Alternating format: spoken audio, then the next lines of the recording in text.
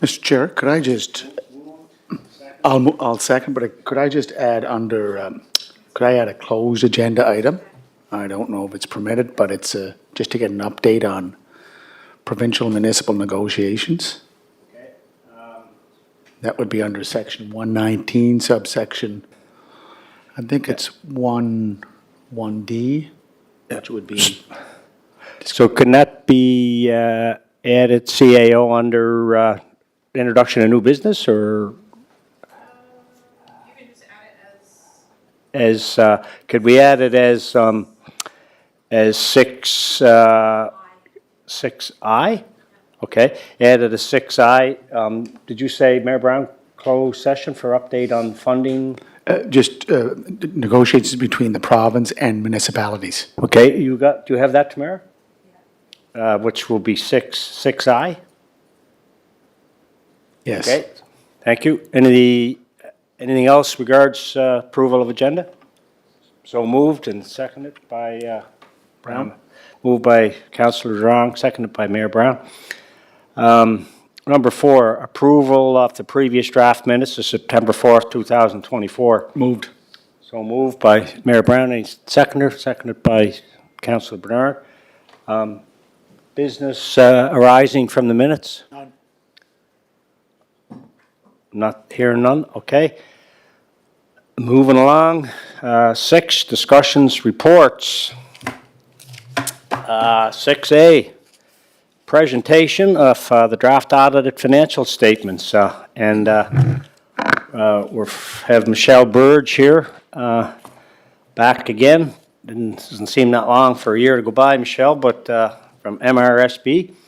And kind of pleased to share with those that are listening. We're, I believe, for the most part, on time and on budget, maybe, for the draft audited financial statements. So that's great work, and always nice to meet deadlines.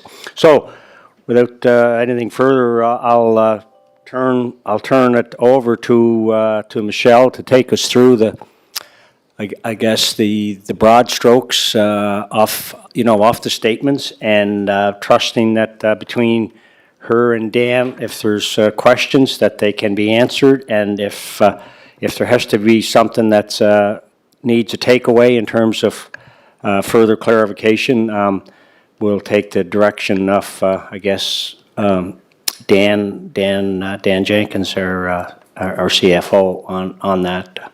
So. Michelle, if you would, thank you.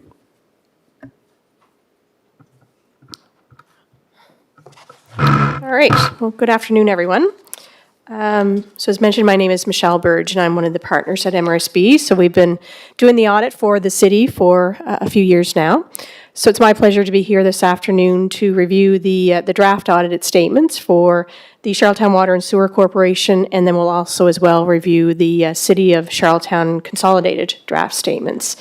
I think I'm going to start with the Charlottetown Water and Sewer Corporation statements first. I believe everybody has a copy, or they're going to be up on the screen. Yep.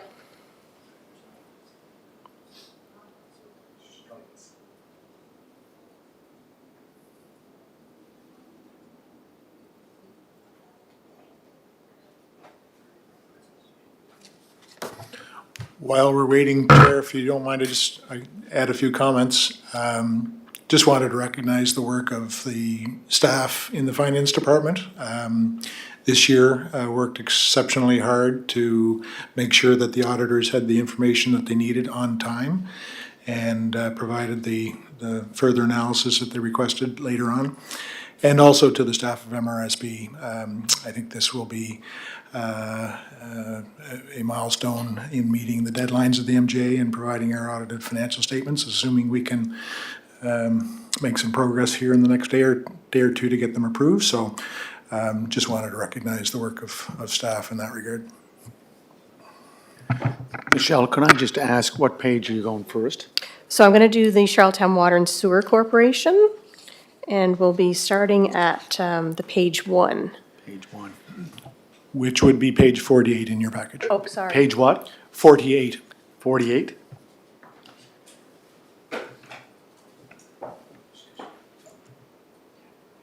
Okay, got it.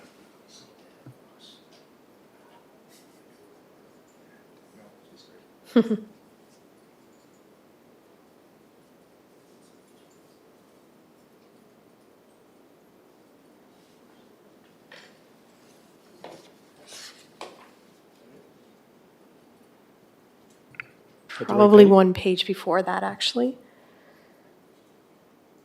Yeah, here we go.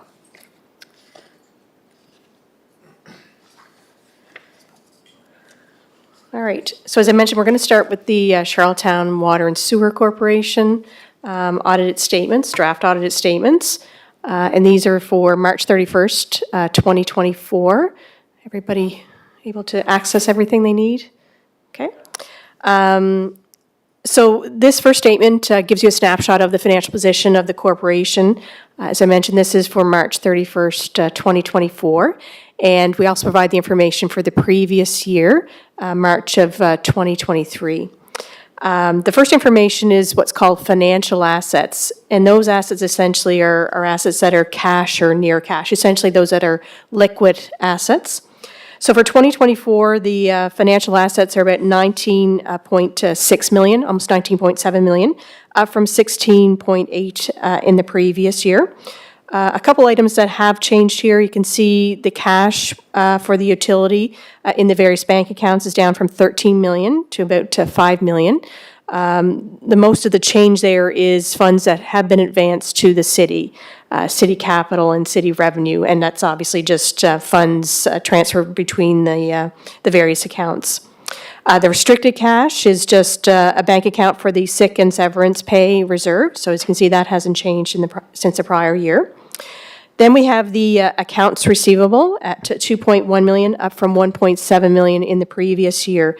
And the majority of, oh, sorry. Just the 13 million down to the 5 million, so that's money that would have been coming to us from capital projects? No, the 13 million was actually in a bank account. So between either RBC or TD, those actually were physically in a bank account at the end of the previous year, the 13 million. So during the year, as you noticed, it's gone down to about 5 million, and that's just with some transfers to the city, to their bank accounts. Okay, I'm not understanding that. You'd think it would be in our bank accounts. What bank's it in before I could transfer to city bank accounts? So it was either it's a utility bank account, the Water and Sewer Corporation bank account. So there's accounts at RBC and TD. There's operating accounts there for just the corporation. So at the end of the previous year, the end of the fiscal year, March of 2023, there was about 13 million in those various corporation bank accounts. And then during the year, there was a requirement or a need that money had to be transferred to the city. And that would have been for various requirements, whether it was capital projects or other kind of operating needs. You're not talking about a line of credit, then you're just talking about cash at the city. Just head of the bank. cash, yes. Okay. Yep. Okay, Yep. thank you. Yep. So then John, are you okay there? Can I keep going? Okay. Okay. So the accounts receivable were up from 1.7 million to 2.1 million. And the majority of this would be trade. So this would be basically customer business accounts that were outstanding at the end of the year. So as I said, they've gone up from the previous year. And the main reason, of course, would be with your utility rates going up, there's obviously, higher balances that might be carried from, as I said, individual residential or commercial businesses. Okay. The government funding receivable was about 438,000, and this would be funding from the MCEG, or the Municipal Capital Expenditure Grant, which is funding for capital projects. There is still some money outstanding from the province relating to Fiona and just cleanup and those claims relating to some costs that the utility would have incurred. And then there would be the infrastructure program. There would be some funding outstanding as well. Then we can see the due from related parties. So this is, as I mentioned, part of the reason that the bank balance or the cash balance has decreased is money that was in the utility or corporation bank account has been transferred to the city. So what was outstanding from the city went up from about 1.4 million up to 11.8 million. So again, just as needed in terms of funds that had to be transferred to the city, obviously to meet certain bills or obligations and capital projects. So as I mentioned, sorry. Yeah. So this goes, so basically from the first line down to the fourth line, we're talking about the same dollars? Mm-hmm. So what would be the reason we would take it out and put it into city accounts? It would be just for cash flow purposes, whether there was a big bill come up for a capital project that, the city just was waiting perhaps for money to come in, or, just timing of obviously just the need for cash flow for operations or for capital projects. Okay, within the water and sewer department? Yes, so from the water and sewer, those funds were accessed by the city. Yeah. So am I understanding that line item, there's 11.8 million, where there was 1.3 last year? Correct, yes. So we never really, okay, so it's just there, we want to move it towards bills, we haven't actually, It was actually moved. It was physically actually transferred because that's the reason the bank balance has declined. So the funds actually were transferred to a city bank account. but we still have that in the city bank account to use Correct. as we Yeah. want for whatever Or bills would have we been want. used Okay. in the city to pay for various bills. Right. And we'll see in a minute when we get to the city, obviously the line of credits was zero at the year end. And, a lot of the bills were paid up to date. So that helped by borrowing some money essentially from the utility corporation. Okay, thank you. So that's the financial assets, about 19.6 million, and up from 16.8 million in the previous year. As I said, the biggest increase would be, biggest decrease is obviously the bank, but a lot of that is still money to be returned from the city when cash is available.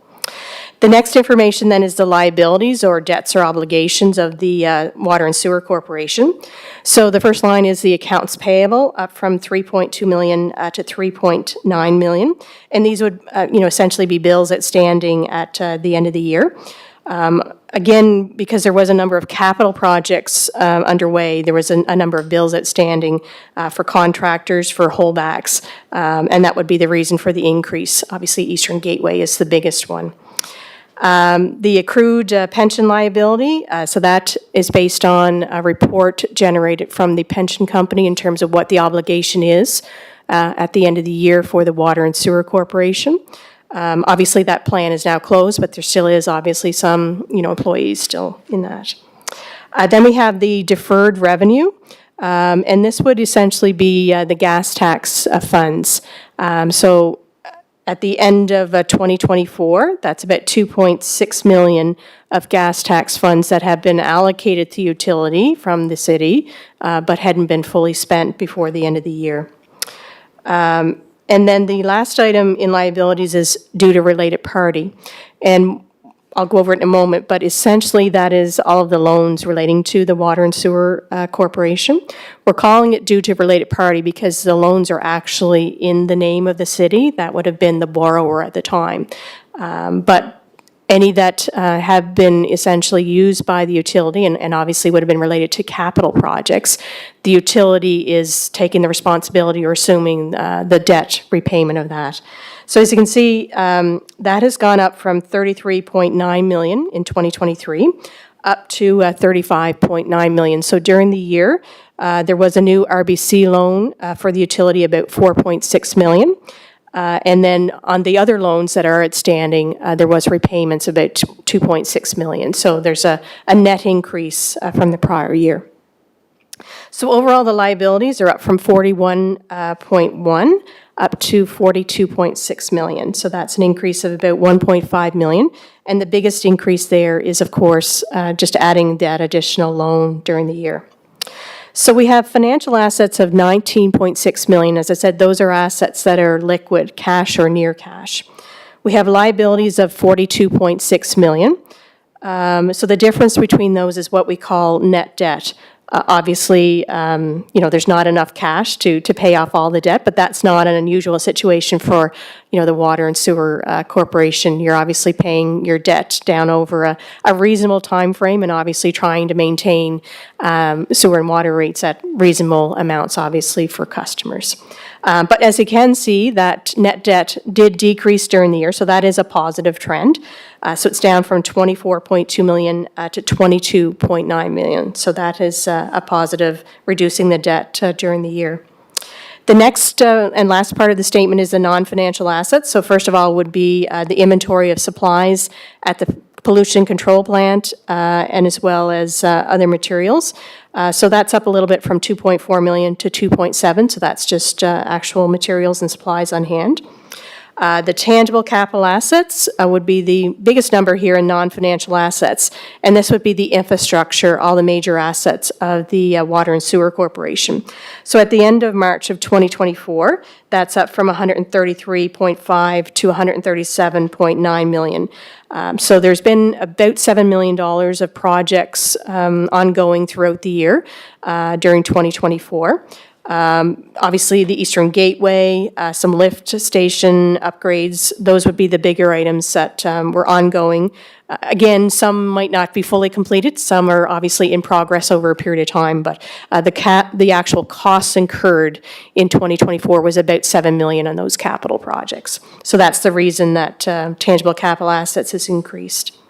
So the total non-financial assets up from 136 to 140.7 million, again with those capital projects that were ongoing and undertaken during the year. So we have the net debt of 22.9 million. We have non-financial assets of 140.7 million. So that leaves an overall accumulated surplus of 117.8 million, up from 111 in the prior year. So that's an increase of about 6 million, and that we'll see in a minute is the result for the year, considering capital projects. So we might go to the next page, the statement of operations for the Charlottetown Water and Sewer Corporation. So again, this is for the year ended March of 2024. And we provide the information for the previous year, for March 2023. The other item or column here that we do identify is obviously the budget, and this would have been approved in advance of the fiscal year. So the first information is the revenues. So the budget for revenues was about 14.5 million. The actual revenues were 15.4 million, so they're a little bit higher than budget, almost about 850,000. And the previous year, the total revenues are about 14.2 million. So there's an increase about 1.14 million in total. So the top line, the metered sales, obviously is the largest source of revenues, and that's up from 11.5 million to 12.4 million. And obviously with rates increasing the 1st of April, that did increase obviously the overall metered sales during the year. But as you can see, it's also greater than budget. And that obviously can be a combination of obviously additional properties added on, into the Water and Sewer Corporation. So that obviously helps to increase overall metered sales. The fire protection for the water and sewer, that's obviously based on budget. So that's 1.3 million up from the previous year, and that obviously is an increase with anticipating additional costs and expenses for the year. The wastewater treatment fees, so that is the amount charged to the town of Stratford. Rebuild amounts based on consumption. So that's up from 473,000 up to 543,000. Sludge handling up a slight amount. Unmetered sales continue to go down, and that obviously is to be expected in terms of the number of flat rate customers still being billed. Then we have the services billed. So they're up from 77,000 up to 269,000. So just a bit more in terms of some of those smaller projects that could be completed during the year. In terms of, fewer vacancies and obviously more staff to be able to take on a few of those projects. So that obviously did mean those services billed did increase during the year. Non-operating, very similar, and the government grants down from the previous year. The main reason in the previous year obviously did include some amounts for Fiona-related expenses that was being reimbursed from the province. So in the prior year, that was approximately $193,000. So that is the decrease there. So as I mentioned, overall, the revenue's up from 14.2 to 15.4 million, so up about 1.14 million. And of course, the metered sales being the biggest increase there with your increase in rates effective as of the first of the fiscal year. The next information then is the expenditures for the year. So the budget for the expenditures was 15.5 million. The actual expenditures were 13.6 million. So as you can see, it's almost about 200,000 under budget. And the previous year, it was 13.3 million. So it's an increase of about 290,000 from the previous year. The amortization is very similar, about $3 million in both years. The debt interest charges have gone down. Obviously, as you continue to pay down your debt, those charges will decrease over time. Fiona, as I mentioned in the prior year, obviously would have been the year of a lot of the cleanup and a lot of the expenses. So this year, that obviously has declined down from 299,000 to 46,000. Insurance and property taxes up just slightly from 156,000 to 179,000. Office and committee expenses up from 769,000 to 787,000. A couple items here. One of the reasons that it's up from the previous year is there was a number of accounts that were identified as what we would call a bad debt.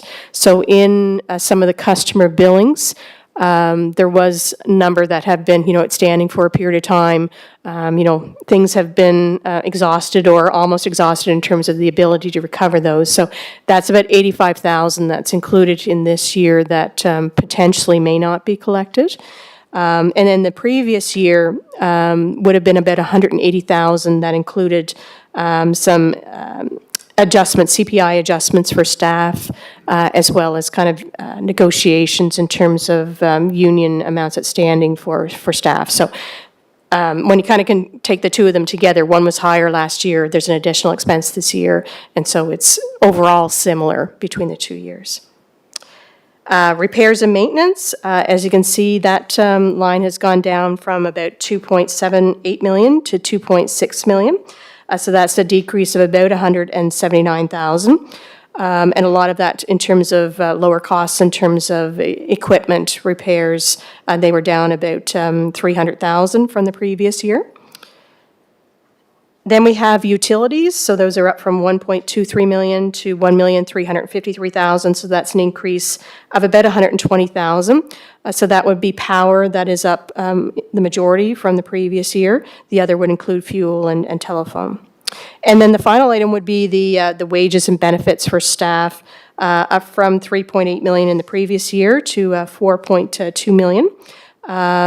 So overall, a lot of it would be in terms of, as I mentioned above, some vacant positions that had been filled during the year, and also just annual increases as well, but mostly relating to additional positions that had been vacant in the past. So as I mentioned, overall, the expenditures are up from 13.3 to 13.6 million, so up about 294,000. Wages would obviously be the significant increase there. So the result for the year is an operating surplus, about 1.7 million. The previous year at 872,000. So an increase and improvement from the prior year. Obviously, increasing rates was obviously required and obviously did help in terms of the overall result. The other revenues for the year, so the government transfers for capital, so this would be the monies that would have been received for the various capital projects that were ongoing during the year. So they're about 3.7 this year. Of that, about 1.5 million would be gas tax funding. And then about 2.2 million would be the infrastructure funding as well. Then we have the municipal capital expenditure grant. So again, when there is capital spending, there is 10% that is provided by the government, provincial government, for all capital funding, or all capital spending, and that was about 600,000 in this year. And then there's a small loss on a couple older vehicles that were sold or traded in during the year. So the overall result is showing an annual surplus, pretty much $6 million, we'll round it up from 3.2 million in the previous year. But what I always try to direct people to is the line to more focus your attention to is the operating surplus line. So that's about 1.7 million, up from 872,000 in the previous year. That other revenue number can obviously fluctuate quite significantly. It obviously depends on the capital projects that you have during the year, and it obviously can depend on what sources of funding you can access to assist with those programs. So what you can control on a day-to-day basis is the line of the operating surplus and deficit, and that is a positive number this year, so that's a good number. The other item that I'll refer you to in these statements, so I'll probably go close to the back. So it's page 11 in my number, but I'm not sure what is in your report, but it's the due to related party.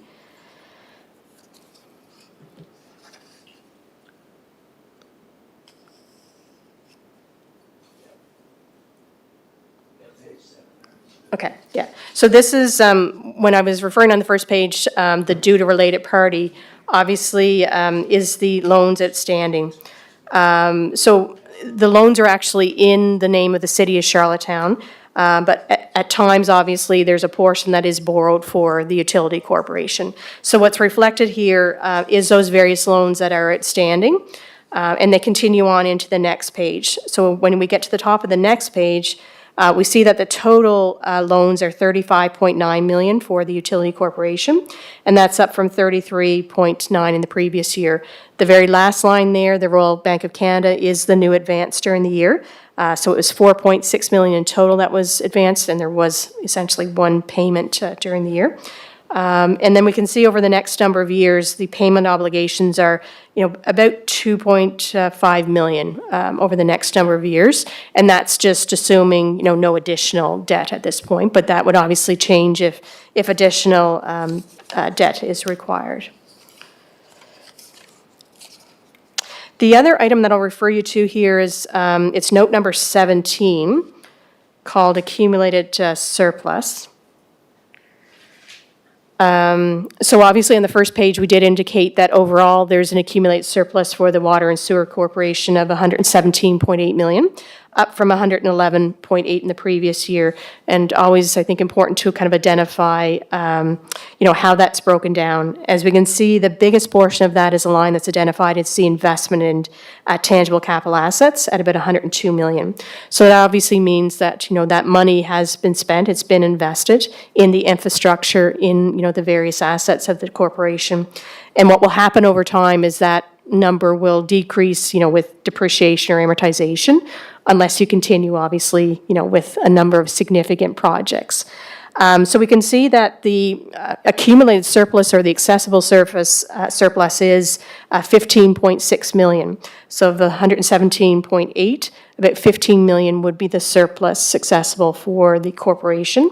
And it's up from about 12 million in the previous year. So this is another positive indication in terms of the financial kind of health and result for the corporation for the year. The last item I'd probably refer you to is on the very last page, which is the tangible capital assets. So during the year, the additions were about 7.4 million. As we can see, the water, sewer, and treatment plant was about 4 million. The assets under construction was about 2.8 million, so a lot of that would be the Eastern Gateway, and then a few smaller amounts for equipment and for vehicles. So almost about 7.4 million is the total additions during the year. And now the cost at the end of the year of all of the assets, which would be the land, water, sewer, and treatment plant, buildings, vehicles, and then, of course, assets under construction, 196 million is what has been invested in all of that infrastructure, obviously, since the corporation began. And every year we do reflect amortization. This year it's about $3 million. So the net book value at the end, oh, sorry. Michelle, what page are you on? Yeah. Oh, Is it one of the We're on notes? It is 62? Yeah. There we go. You want to start over? Sure I can. I can on this page. So this is basically all of the major assets, the tangible capital assets or the infrastructure of the Water and Sewer Corporation. There's a column there that's identified as additions. So during the 2024 fiscal year, the additions are about $7.4 million. The biggest part of that is there's a line called water, sewer, and treatment plant. So that was about $4 million that was spent during the year. We have equipment, about $234,000, some vehicles, about $309,000, and then the assets under construction, about $2.8 million, as I mentioned, would be a lot of it the Eastern Gateway, and then a few other projects might not have been necessarily fully completed before the end of March. So that's the total of about $7.4 million of projects during 2024. And then the total cost. So there's a cost end of year at $196 million. So since the corporation began, that would be, the total investment in all the assets of land, the treatment plant, buildings, vehicles and equipment. So it's $196 million that has been invested over that time. And every year we do record amortization. This year it's about $3 million. So the net book value at the end of the year, after considering the amortization, is still about $137 million. And as I said, that number will be amortized or depreciated. Most of the assets are over like 85 years, 90 years, so it's not going to, happen overnight. So it will be over, an extended period of time. But in the previous year, right below that, the additions were about $6.2 million. So consistent in terms of kind of the spending over the last number of years for capital projects. So those are the Water and Sewer Corporation draft statements. Does anybody have any questions there? Yeah. Mr. Chair, can I just go back to, I think, note 17 on page 59? Just trying to clarify what you said there, the accumulated surplus, Michelle? So it's 117 million, 0.8, 815,000 vis-a-vis 111,000, 815,000 from 2023. You mentioned about a $15 million, where, Yeah, so. is that in another note or is that? No, it's right there. So the very first line Yeah. in that particular note is called accumulated surplus unrestricted. Okay. So that means that is essentially the surplus that, you would have access to. And that's up from 12 million up to the 15 million. But that's obviously a, very small portion of the overall accumulated surplus of the 117, but still is a positive number and a number that has increased, about 3.5 million from the previous year. Okay. And if I can just go back to page 47, which would be your financial, I think that's your first page. So accounts receivable, this always comes up, Michelle, note 6. So would that be unpaid bills? I did go to note 6. Yes, yeah. So if we went to note 6, Yeah. the accounts receivable are about 2.1 million in total. Yeah. So the first line of the trade receivables, the 2.5 million, so that would be outstanding bills from residential, business, commercial customers, for metered and whatever. And I think you've noted in some of your previous management letters about trying to correct this issue. But it keeps coming up. I don't know what we can do to fix it because it just remains an issue. Yeah, and it's obviously, resources and time to be able to, follow up with those. And, but it's obviously, maybe the Water and Sewer Corporation is in a bit of a better advantage than, just a business down the road that, it's hard to maybe collect some of that, but at least you have some other options in terms of, shutting off services. And that would obviously, encourage someone to get caught up in whatever its standing amount, And was there. then just under liabilities, deferred revenue, note Yes. 10. Yep. So you talked about the HST, correct? Is that some of the collection? Because what we spend and then what we get as a tax input credit, I don't think it's the full 15 cents, right? Right, so actually in that same Is that note. note 10? Note 6, note number 6. Okay. the accounts receivable. So the trade line, as I said, would be the customer billings, the 2.5 million.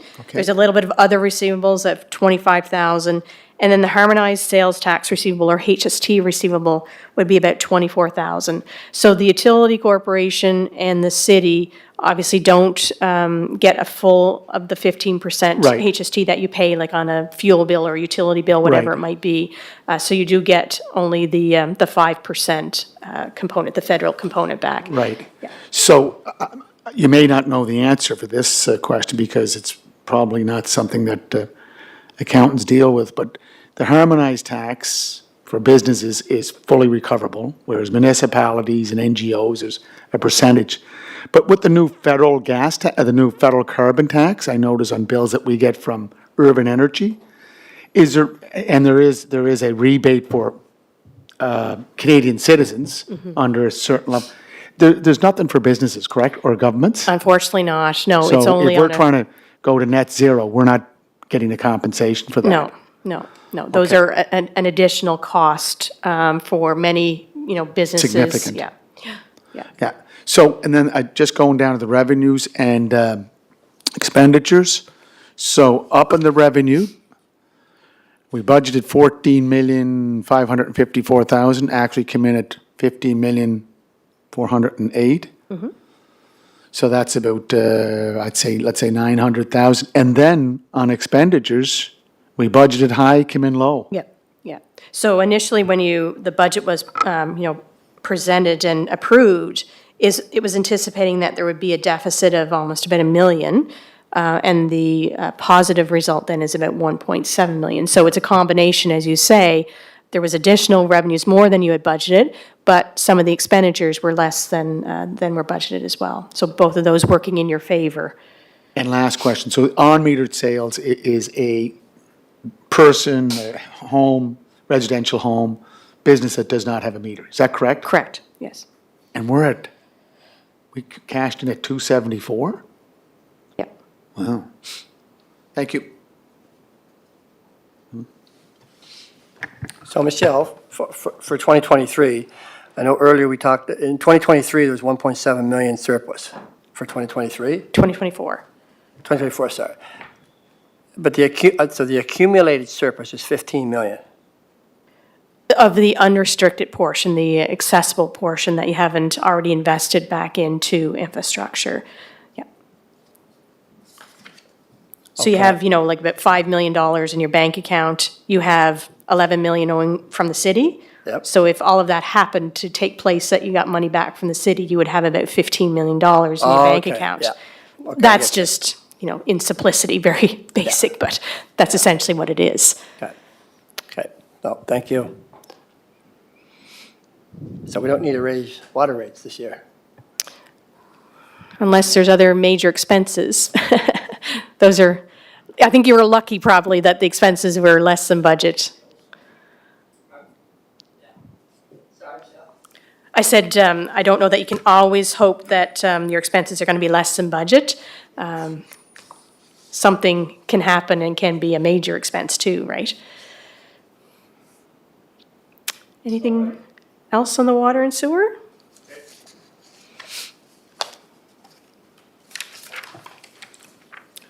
Excuse me, Chair. We did get an updated draft of the city consolidated financial statements yesterday, and Tamara's going to put that up on the screen, if you'd follow along on that, just so that we're looking at the same thing that Michelle is talking about. If you are following on your older version, there really wouldn't be anything of significant change, so you should be still okay in terms of that reference. And those would be found at page 5 of the package. All right, so then continuing on, the next statement that I'll review with you is the City of Charlottetown, what we're calling the consolidated financial statements. And just to refresh everybody again in terms of when we're talking about consolidated statements, what does that include? It obviously includes, the city itself, that on a day-to-day operation. It includes the Water and Sewer Corporation. It includes Carey, So we do include carry in this financial statements because the city does have control over that particular entity.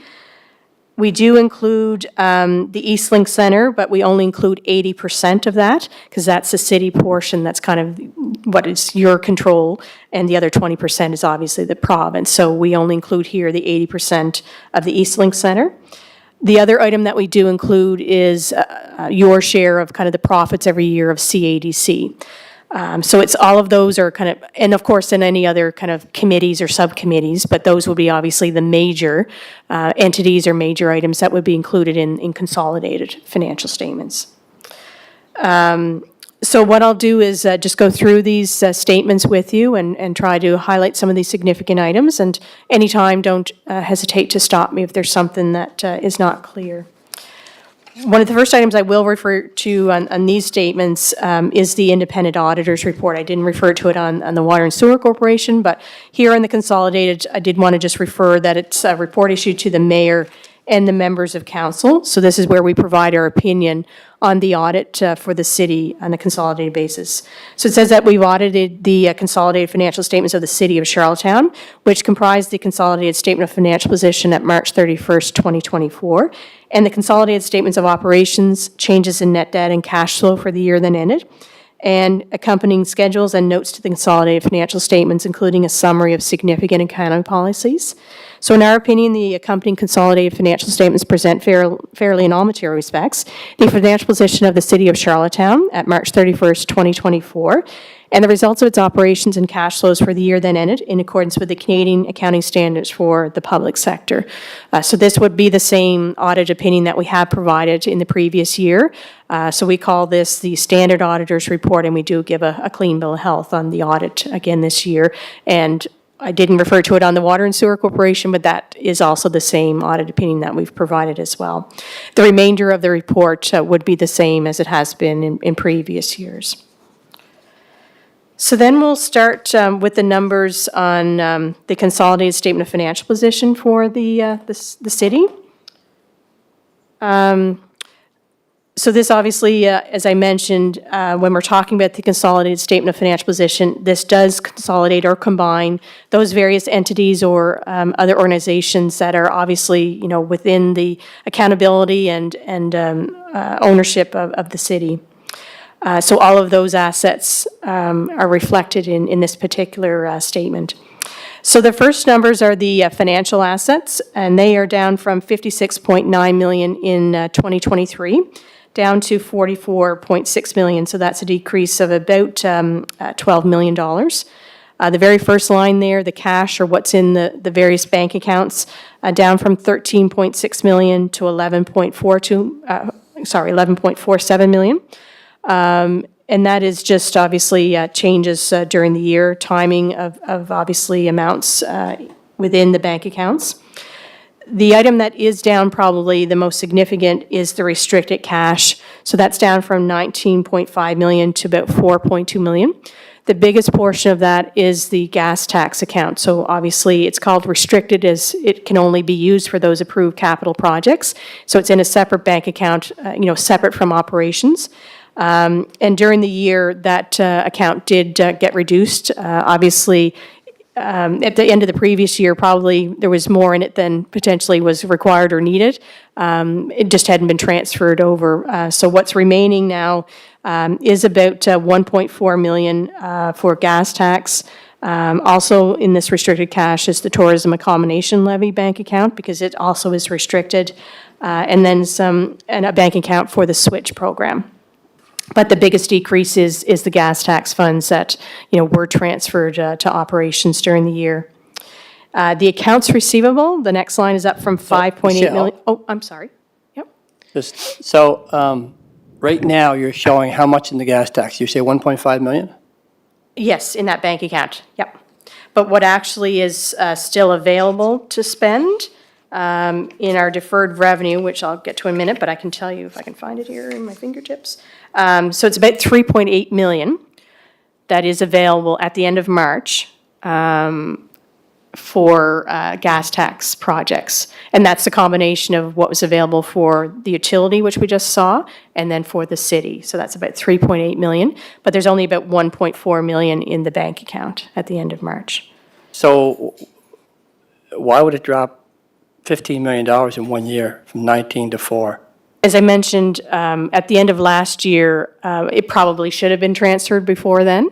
There was monies that obviously were put into that bank account of funding that was received, but just hadn't been transferred kind of into the operation account to actually cover, those particular project expenses. So you mean, so there would have been bills owed from gas tax from other projects that had to get pulled out of there to be paid, you mean?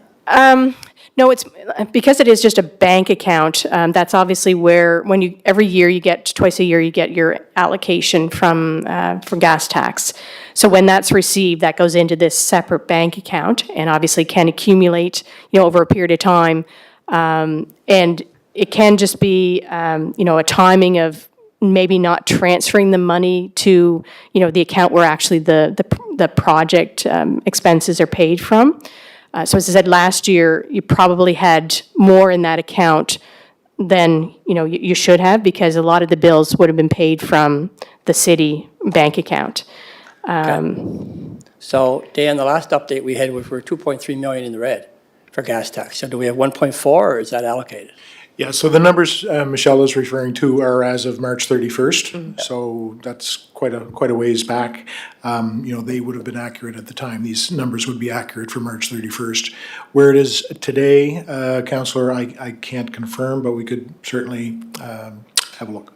But it sounded like there was 3.8 million, and right now there's access to 1.4 million is what you're showing. Well, there's two different things here. So the 3.8 million is what you're actually able to spend on projects, what you've been approved for in projects.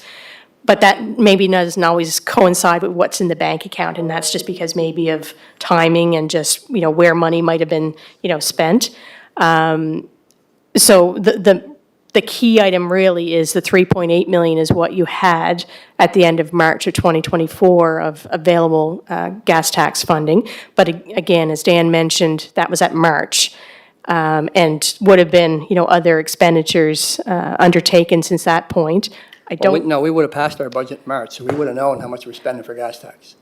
Right, but again, it could be just a timing of if you actually did spend some of that between March and at this point, or the last update that you may have received. If I may, too, the other difference, Councillor, would be that there may have been projects that we had approved, that we had identified some of the gas tax funding to support that project, and the project may not be complete. So it's been allocated, but perhaps not spent. So Dan, would our 3.3 million for this year have come in after March? Some of it would have, but probably not all of it. Some of it's likely. Right. So then that 1.4 wouldn't be including that, because this is on March 31st. So It wouldn't include any of our allocation for April 2024 through to March 2025. So none of the new allocation would be included in that amount. Right, so the new money that was coming for gas tax was not allocated for any projects for 2024. I think we had over-allocated some of our projects, so okay. we'd. I think so too. Yeah, Okay. we had earmarked more than we actually had to spend. Okay, thank you. So then the next line is the accounts receivable. So they're up from 5.8 million to a little over 7 million. So that's an increase of about 1.2 million in total. That is note number 6. Sometimes it's easier to see those numbers. So it's in a few pages. Be page 19 in your package. So at the bottom of that particular page is the accounts receivable, and these would essentially identify amounts that were owing to the city and to the Water and Sewer Corporation, amounts outstanding. So you can see the trade receivables, the first line there, up from 3.7 million to a little over 4 million. As we just saw on the Water and Sewer Corporation, it had trade receivables about 2.5 million. And those would be amounts outstanding from customers. So this additional amount here of about 1.5 million is then the city-related trade. Oh, I'm sorry. No. Would be page 19 in your package. Page 10 on the financials, Tamara. 10. Page 10.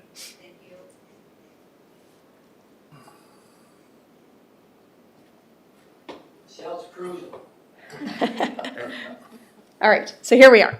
So this line, this note is the accounts receivable. So these would be the amounts outstanding and owing to the city at the end of March of 2024. The first line there identified as trade receivables. As we just saw in the Water and Sewer Corporation, those trade receivables are about 2.5 million. And they would represent amounts outstanding from Water and Sewer Corporation customers. So this amount here of the 4 million includes that 2.5 million plus an additional about 1.5 million, and that would be the city portion of kind of receivables. And that would be things like sponsorships, fines, recreation amounts outstanding. So those are just amounts that are outstanding at the end of March of 2024. Then we have the harmonized sales tax receivable.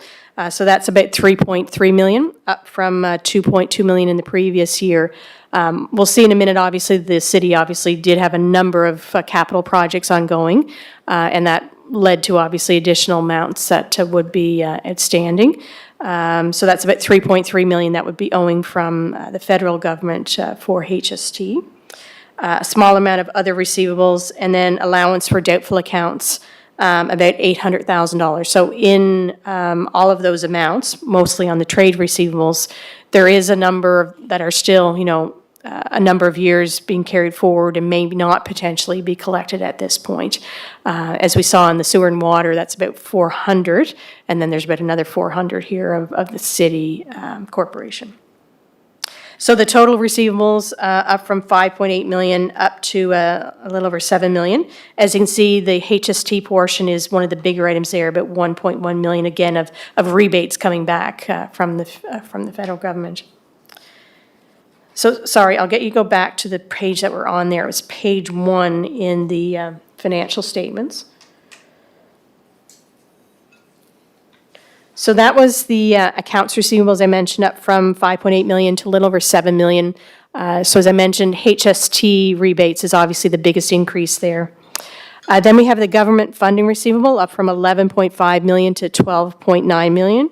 And again, a lot of this can be, related to the timing of funding outstanding at the end of the year. So this would be, some significant amounts outstanding from infrastructure. The biggest portion of that would have been relating to Simmons Arena at the end of the year.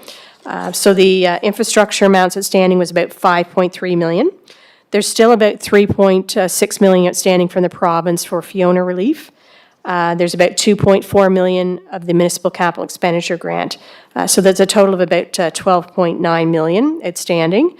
Up from 11.5 in the previous year. So additional amounts outstanding from the infrastructure relating to the Simmons Arena and Eastern Gateway. So Michelle, did you say there's about 3 million still outstanding that's owed to us from Fiona?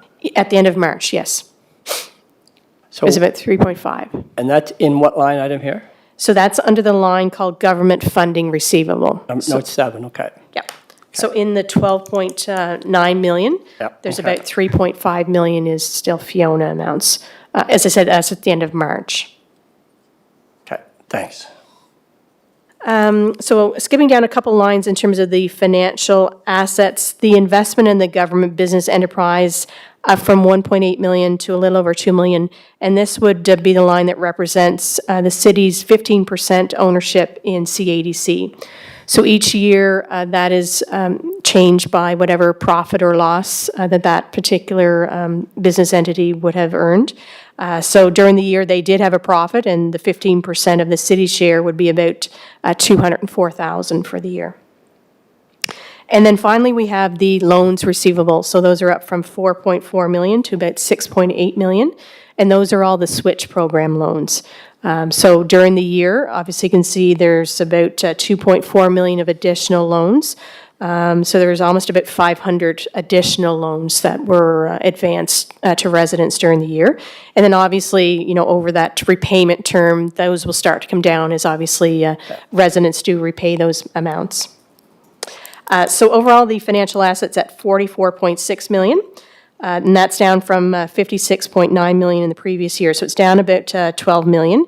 As I mentioned, that restricted cash line is probably the biggest change there. And as I said, that was mostly in the gas tax account, really just a timing matter of, money in that particular bank account, but should have been transferred to the city bank account because it would have, paid for a lot of those capital project bills.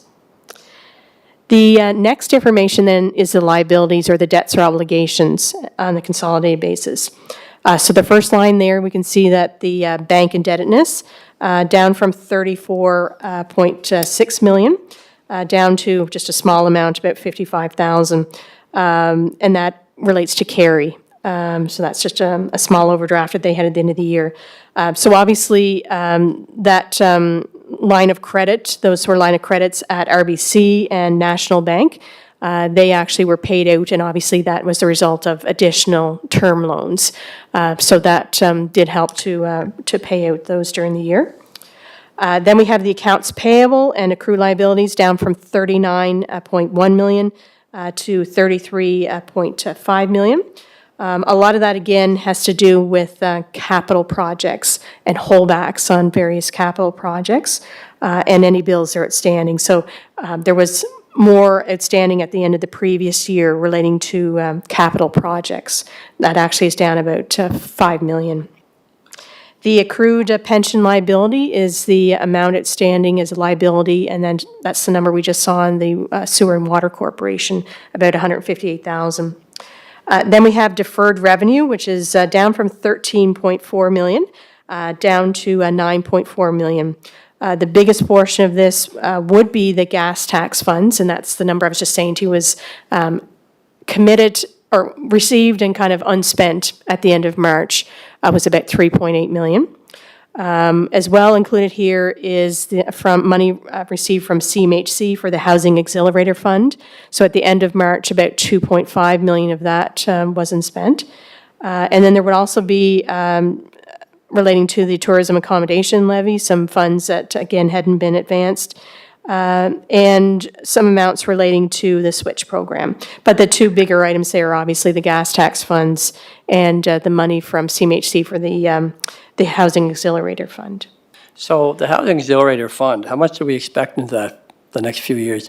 They're doing that in blocks, are they? Like you said, there was, what did you say, 2.5 million so far? But 2.5 is what's left. So you received 5 million. Oh, so we've received, 10.2 million. Yep. did we receive it all? No, No. no, No, we it's, received 5, did we? Received 5, I believe it was. There's 2.5 Yep. left, okay. Yep. And you're expecting another check for another 5? it'll be, it was signed for 10.2 million. Okay. Okay. Thank you. Thank you. The next item that we have is the sick leave and post-employment benefits. So each year, there is an actuarial calculation completed of what's owing to staff. Obviously, the post-employment benefits are based on years of service, how long an individual has been employed with the city, and then the sick leave, each employee obviously does accumulate a number of sick days each month. So that is an obligation that the city has for both the city and obviously the Water and Sewer Corporation. So that's gone up from 6.4 million to 7 million. And each year you would expect that to go up, each year, obviously, as each person has provided an additional year of service to the city or Water and Sewer Corporation. So that obligation continues to increase each year.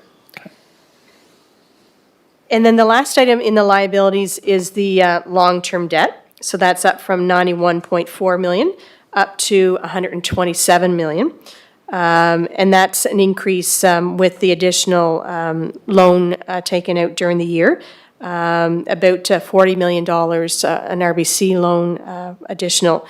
And that essentially what was used to pay off those lines of credits that we saw there in liabilities. Okay. So overall, the liabilities have gone down from 185.3 million to 177.3 million. So why would we borrow money to pay down a line of credit? because you want to term it out and get better terms so that you can start to okay. repay that back. Before the interest rates go up. Yeah, yeah, okay. yeah. And you want to be able to, pay it over a reasonable timeframe. Obviously, I don't know that the bank would allow you to go indefinitely on a line of credit. They would want to obviously see repayments be made over a period of time. Okay, 'cause usually a line of credit, I think they like just to get interest only. They probably do, but that's Yeah. another reason that Yeah. you don't want to do it, right? Yeah.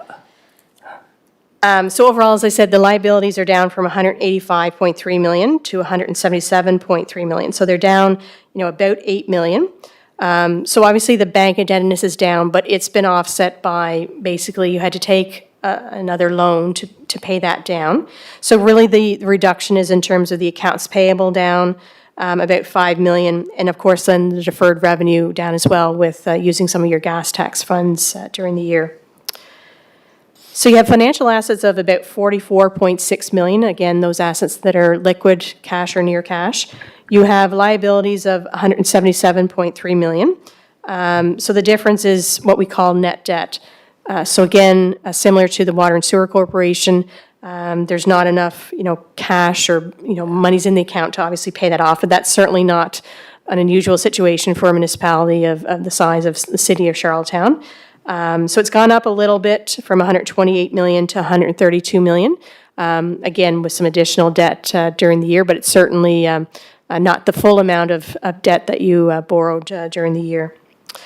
Then we have the non-financial assets. So the biggest portion of that is the line that's identified as the tangible capital assets. So they're at 372.4 million, up from 338.9 million in the previous year.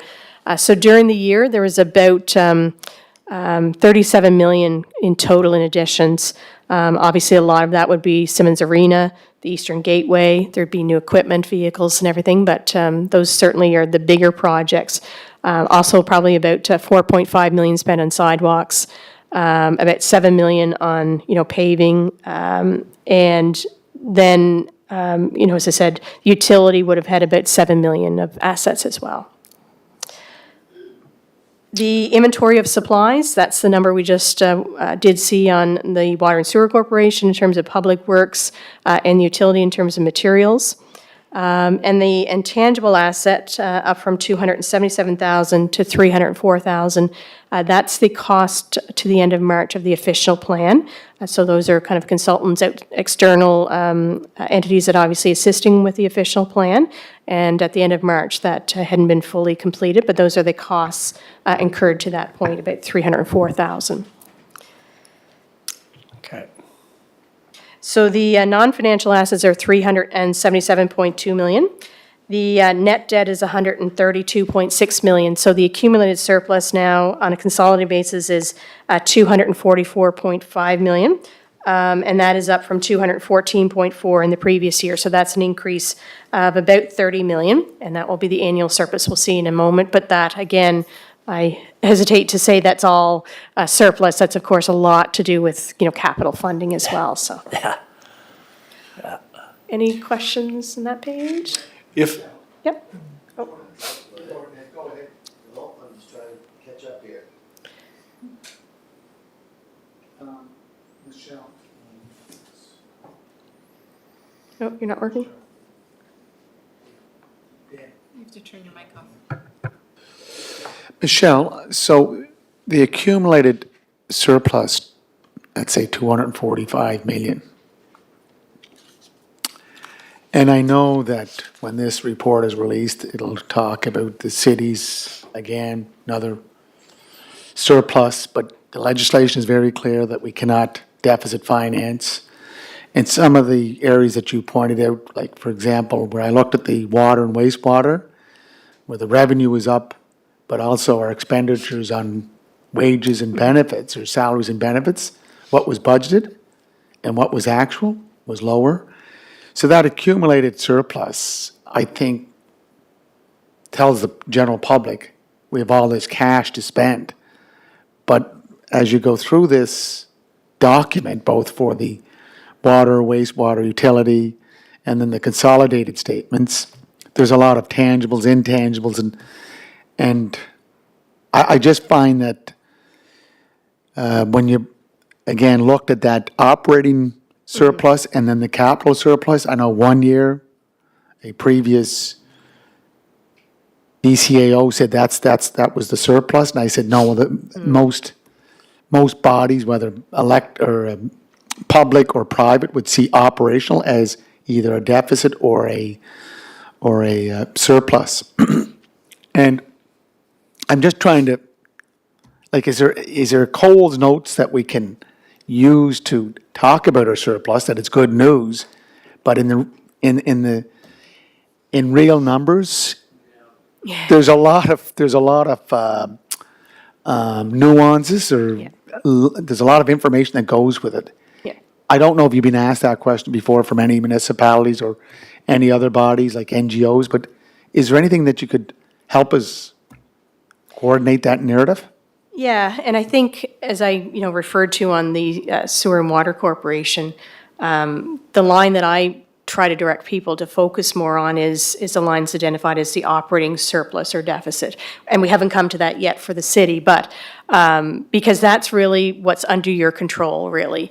The other capital funding, that can just depend very, drastically, depending on if you have a lot of projects, which you've had in the last number of years. So if you can control and manage that operating surplus, I think that's the number that is the key to focus on, and that would be the one that, would be positive to, let residents know that you are. General public. Yeah. Yeah.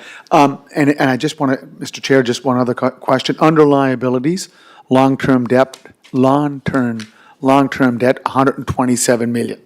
Yeah, That's the consolidated. that's a consolidated. So that's water, wastewater, and city. Correct, yes.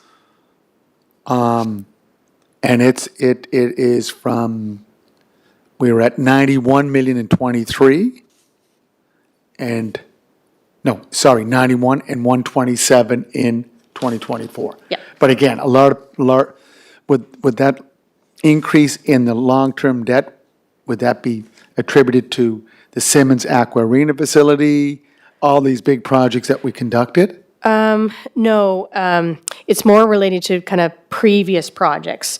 You usually don't go out for kind of tender for, an additional debt financing until kind of projects are completed, you know your cost and know your share. So that additional, that you kind of borrowed of 40 million during 2024 was kind of those projects that would have been completed in the last couple of years. Essentially, what was happening is you had lines of credits that you were kind of using, accessing as you needed as those projects were going along.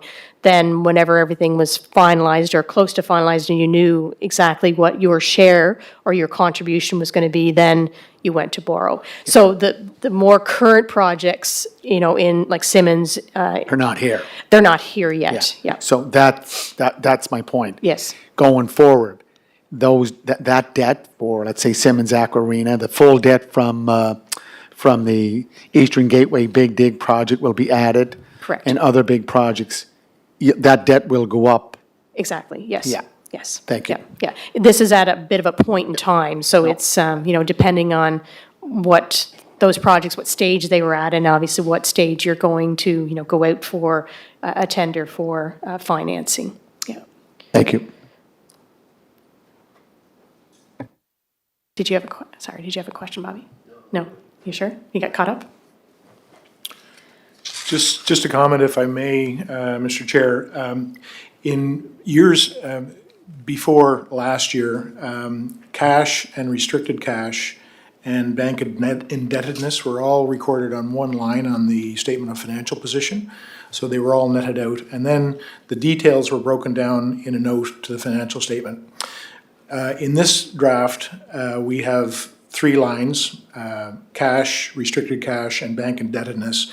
And then they're further clarified in two notes, Note 5 and Note 22, which gives a lot of detail. Time permitting, tomorrow, we'd like to revert to the old way of presenting them, because consolidating them all really gives you a better picture of how you're managing your cash. So the net effect, last year, we were in a net debt position with our cash. We owed $1.5 million, and this year we're $15 million to the good. And then the details can be shown out in the note, in terms of, what was up and what was down. But we'd like to go back to the old way of doing things, and if we have time to do that before the statements come to council tomorrow, we may, but it may be tight. All right, so then we'll continue on the next page, which is the consolidated statement of operations. So this is page 2 in our statement. Again, when we're calling them the consolidated statement of operations, this will include the city, water and sewer corporation, Kerry, and a portion of the Eastlink. So the top information is the revenues. So the budget for revenues for 2024 was $87.3 million. The actual revenues were $101.4 million. So they're up about $140 million from, or sorry, not 140, 14 million, sorry, from budget. And the previous year, the revenues were $96.5 million. So they're up about $5 million from 2023 to 2024. The very first line, obviously, is the biggest source of revenue, which is property taxes. Very close to budget, 43.5 million budget, 43.8 million actual, up from 43.1 million in the previous year. So it's about $2 million increase. And again, there was no change in kind of the tax rate. So that would be attributable to, again, additional houses, additional properties, additional amounts within the city. The government transfers for operations at about 26 million in both 2023 and 2024. And Michelle? Yes. Just, is that a big jump compared to if you went back 3 or 4 years ago? That $2 million for property tax? Let's see here. So last year it was And I'll tell you where I'm going with 2 it. million. Sorry? Oops, sorry. Let me find the number here. So it was 1.9 million from 2021 to 2022. So that's a So similar. it's roughly around the 2 million every Yeah, year. the other thing that you get the benefit of as well, and as does every municipality, is when the province obviously increases the assessed values every year by inflation, you're getting that anyhow too. So, that is a base amount that you're going to get every year as well. But you don't budget for it. No. Oh. Or I'm not sure if that's how you budget, but I mean, I think that's an automatic amount that you're likely going to get, just with inflation only during the year. And then from 2022 to 2023, property taxes went up from 38 million to 44 million. So that was probably one of the bigger ones the previous year, went up probably about 7 million. So it's gone up fairly significant numbers every year. Yeah. Okay, but the last few years, it's been on average around 2. Probably about 2 2, yeah. Yeah, okay. Thanks. So then the government transfers for operations, as I said, are about 26 million in both years. It is higher than the 18.6 million that was budgeted. The biggest portion of that is obviously the municipal grant from the province. So that's 20 million of that 26 million. Also included here is the CMHC Rapid Housing Initiative, so that's $5 million. And then the rest would be just other, additional amounts from the province, whether it was for Fiona relief, transit studies, those types of things. But those 2 key items would be the biggest portion there. The water and sewer, so that's up $1 million, as we just saw, obviously with an increase in the metered rates. That did increase water and sewer revenues up from 13 million to a little over 14 million. Recreation, so the recreation revenues went up from about 5.6 million to a little over $6 million. Again, this would include the city kind of internal recreational programs.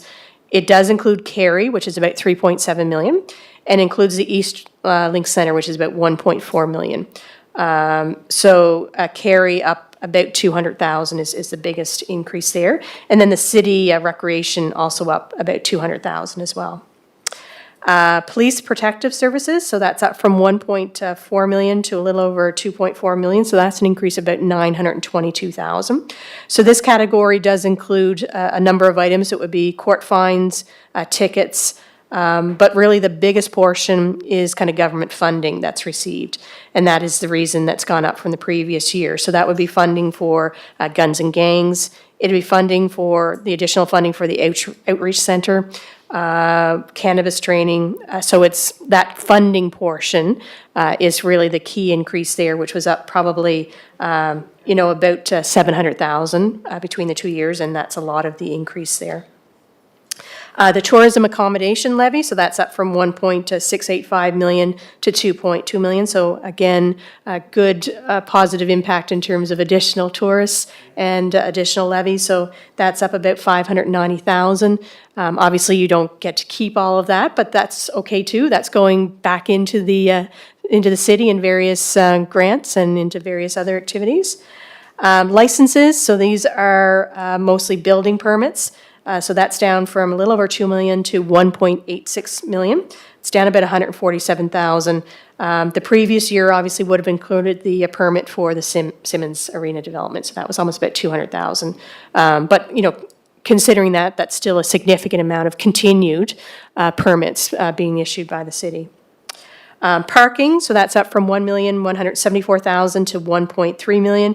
So again, just in terms of, more traffic downtown.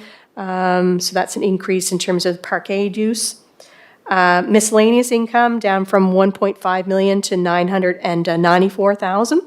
The biggest item there is the previous year included kind of a development agreement amount for parking. That was about 943,000 from Dine Holdings.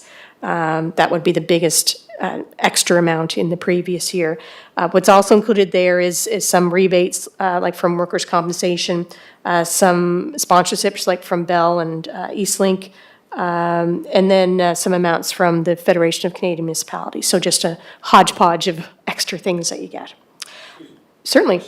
The parking piece includes the meters and CADC and parkades? So it doesn't include, it includes the parkades and then would be the tickets Yeah, as well. my question, on parking, it went from 1.1 to 1.3, and I was wondering, does that also include the meters and the parkades? Yes, it would, yes. Thank you. Yes.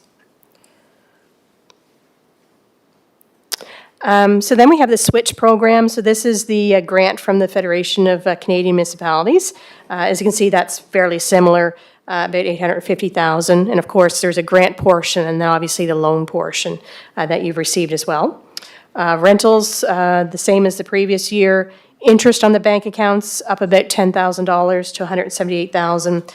And then net income from CADC, as I mentioned, this is your 15% portion of the profits for CADC for the year. So it's up from the previous year, which obviously indicates as well that CADC had a profitable year as well. So as I mentioned, overall, the revenue's at 101.4 million, up from 96.5 million in the previous year, so up about 5 million. And as I mentioned, it's about 14 million greater than what you originally had budgeted. And a lot of that is in terms of, about 10 million or 8 million, the government transfers for operations higher there, as well as recreation. The next information then is the expenditures. So the budget for 2024 was 96.3 million. The actual expenditures were 98 million. So it's about 2 million, about 2 million, more than kind of the budget. The previous year at 94.8 million, so it's up about 4 million from the previous year. The very first line there, the amortization of tangible capital assets has gone up. And of course, with a number of capital projects being completed, we do start to amortize those assets as soon as they are available for use. Development, heritage, and other. So the budget was about 15 million, the actual at 15.7 million, so very close there. The previous year, that was about $10 million. The main increase is this category does include the CMHC Rapid Housing Initiative. So there's $5 million that has been included in this year. This also does include transit, which is about 2.8 million, and that's up about 700,000 from the previous year. And then would include salaries, which is about 3.5 million. Fiona, so you can see that's down from 8.4 million in the previous year, down to about $1 million. So obviously in the previous year was the height of a lot of the cleanup, a lot of the tree cleanup, a lot of replanting. So that was a significant reduction in terms of costs that still were being incurred during 2024. General government, so the budget was about 8 million. The actual is about 9.1 million. The previous year, it was 8.3 million, so it's up about 790,000 from 2023 up to 2024. Again, the major item that would have increased here is this does include, on the line of credit, as I mentioned, at the end of the previous year, you had about 34 million outstanding, and that was, carried for a good portion of this year. The cost of that was about $1 million. And that is reflected here in the general government category. So that's one of the reasons that is a bit higher, is obviously that cost. The other item that's included here, of course, would be salaries, which are about 3.5 million, and that's very similar to the previous year. And then the interest on the long-term debt, so that would be the actual loans outstanding, the interest on those. So that's down from, it's up a little bit from 3.4 million to 3.467. And of course, a portion of the year would have been that additional loan that was advanced. The Parks and Recreation, so that is up from 9.3 million up to about a little over 10 million. So that's up about 652,000. Again, this does include Carey, which is about 2.3 million. And their costs did go up about 600,000 from the previous year.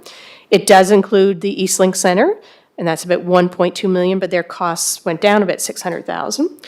And it does include salaries, city salaries in terms of Parks and Recreation, which is about 5.7 million.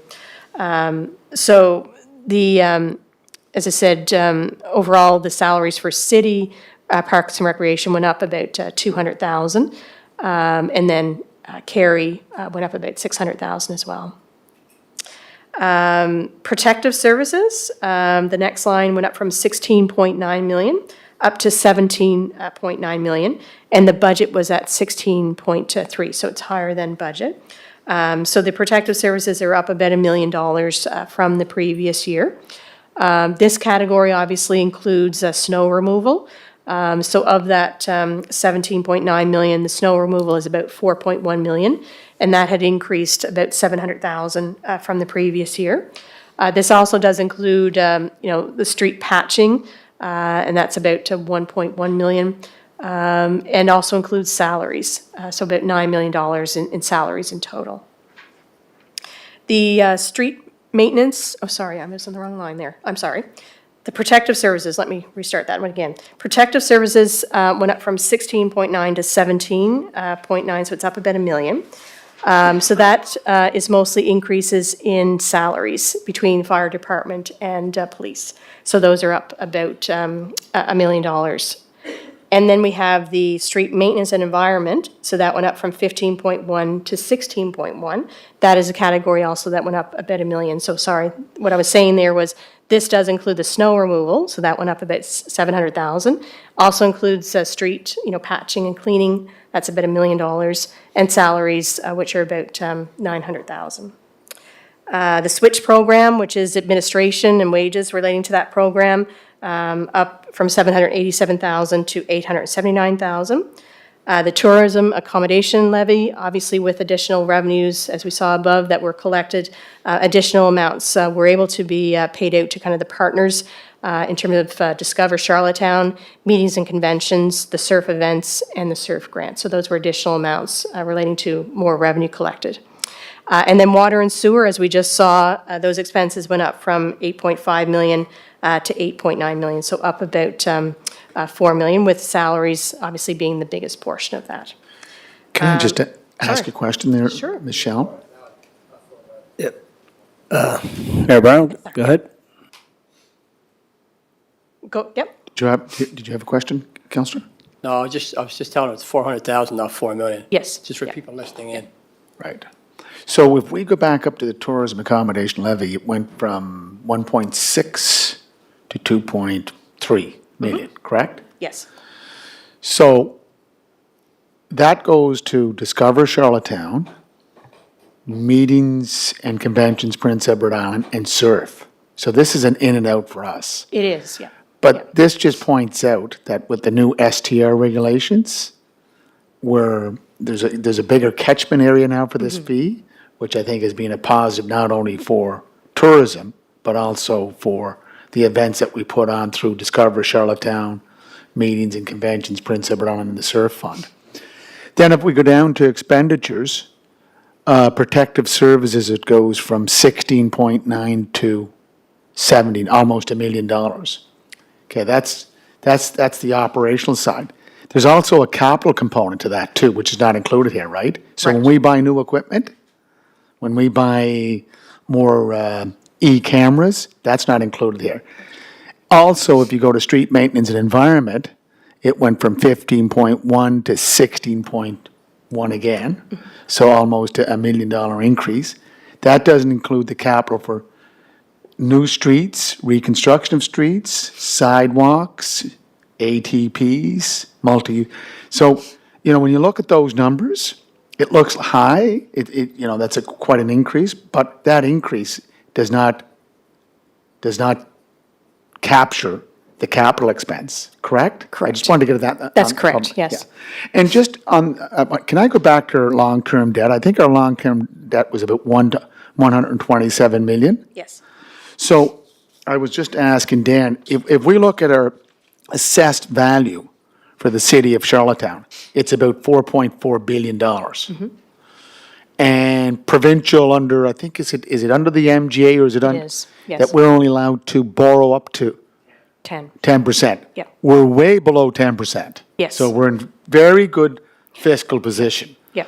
But as you know, and I like to keep, I want to repeat this, that some of this surplus that we do garner from not expending it through salaries or new equipment, we will also put that towards paying down long-term debt, Right.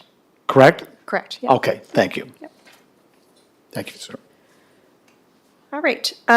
So just wanted to kind of recap again. So the expenditures, as I mentioned, have gone up from 94.8 million to a little over 98 million. So that's an increase in 4 million in total. And there was a couple categories there that did increase: the protective services, street maintenance, but Fiona expenses went down. So there's a few that are up, a few that are down. As I mentioned, the budget for expenditures, you are a little bit more than what the budget was, probably about 1.7 million. So the overall result for the year is showing an operating surplus of about 3.3 million. This is on a consolidated basis. The previous year, that was 1.6 million. So that's, again, another positive indication of the results for the year. And as I did mention, that's the line to really focus on, is that operating surplus. Now, of course, that 3.3 million, because it's on a consolidated basis, does include, CADC, that was 204,000. Carry is probably about 60,000. The water and sewers we just saw, was about 1.7 million. So it's a number of those that are building up to make that. It's not all, city revenue that's generated that. It does, yes. Yep. I always thought they were a separate set of books. They are, but because we're doing consolidated financial statements here, as I mentioned at the outset, this does include all of those entities that are kind of under the control or accountability of the city. And the Water and Sewer Corporation would be one of those. And the Water and Sewer Corporation was 1.7 of that 3.3 then? Correct. Okay, thanks. Yeah, could I just, Mr. Chair, just again, going back to, I'm trying to cluster my questions to you, Michelle, because you're doing a great job on the hot seat there. So financial assets, I got it on page 10, where you talked about cash, restricted cash, investment in the government business enterprise. That's notes 8, correct? Mm-hmm. And I think I'm just going to note 8 if you give me 1 second. That's CADC. So CADC, where is that current? Would that be mortgages receivable less current position, 251,000? The assets? Oh, shareholders' equity, is that where it is? Yeah, so basically CADC has properties accumulated, but it also has debt associated with that. So there is some equity there, and they do make, a profit each year. So the portion that we're including in the city financial statements is your 15% share of that profit each year. So that's about 204,000. 204,000? Yep, And the province owns 82%. yep, What's the math on that? yeah.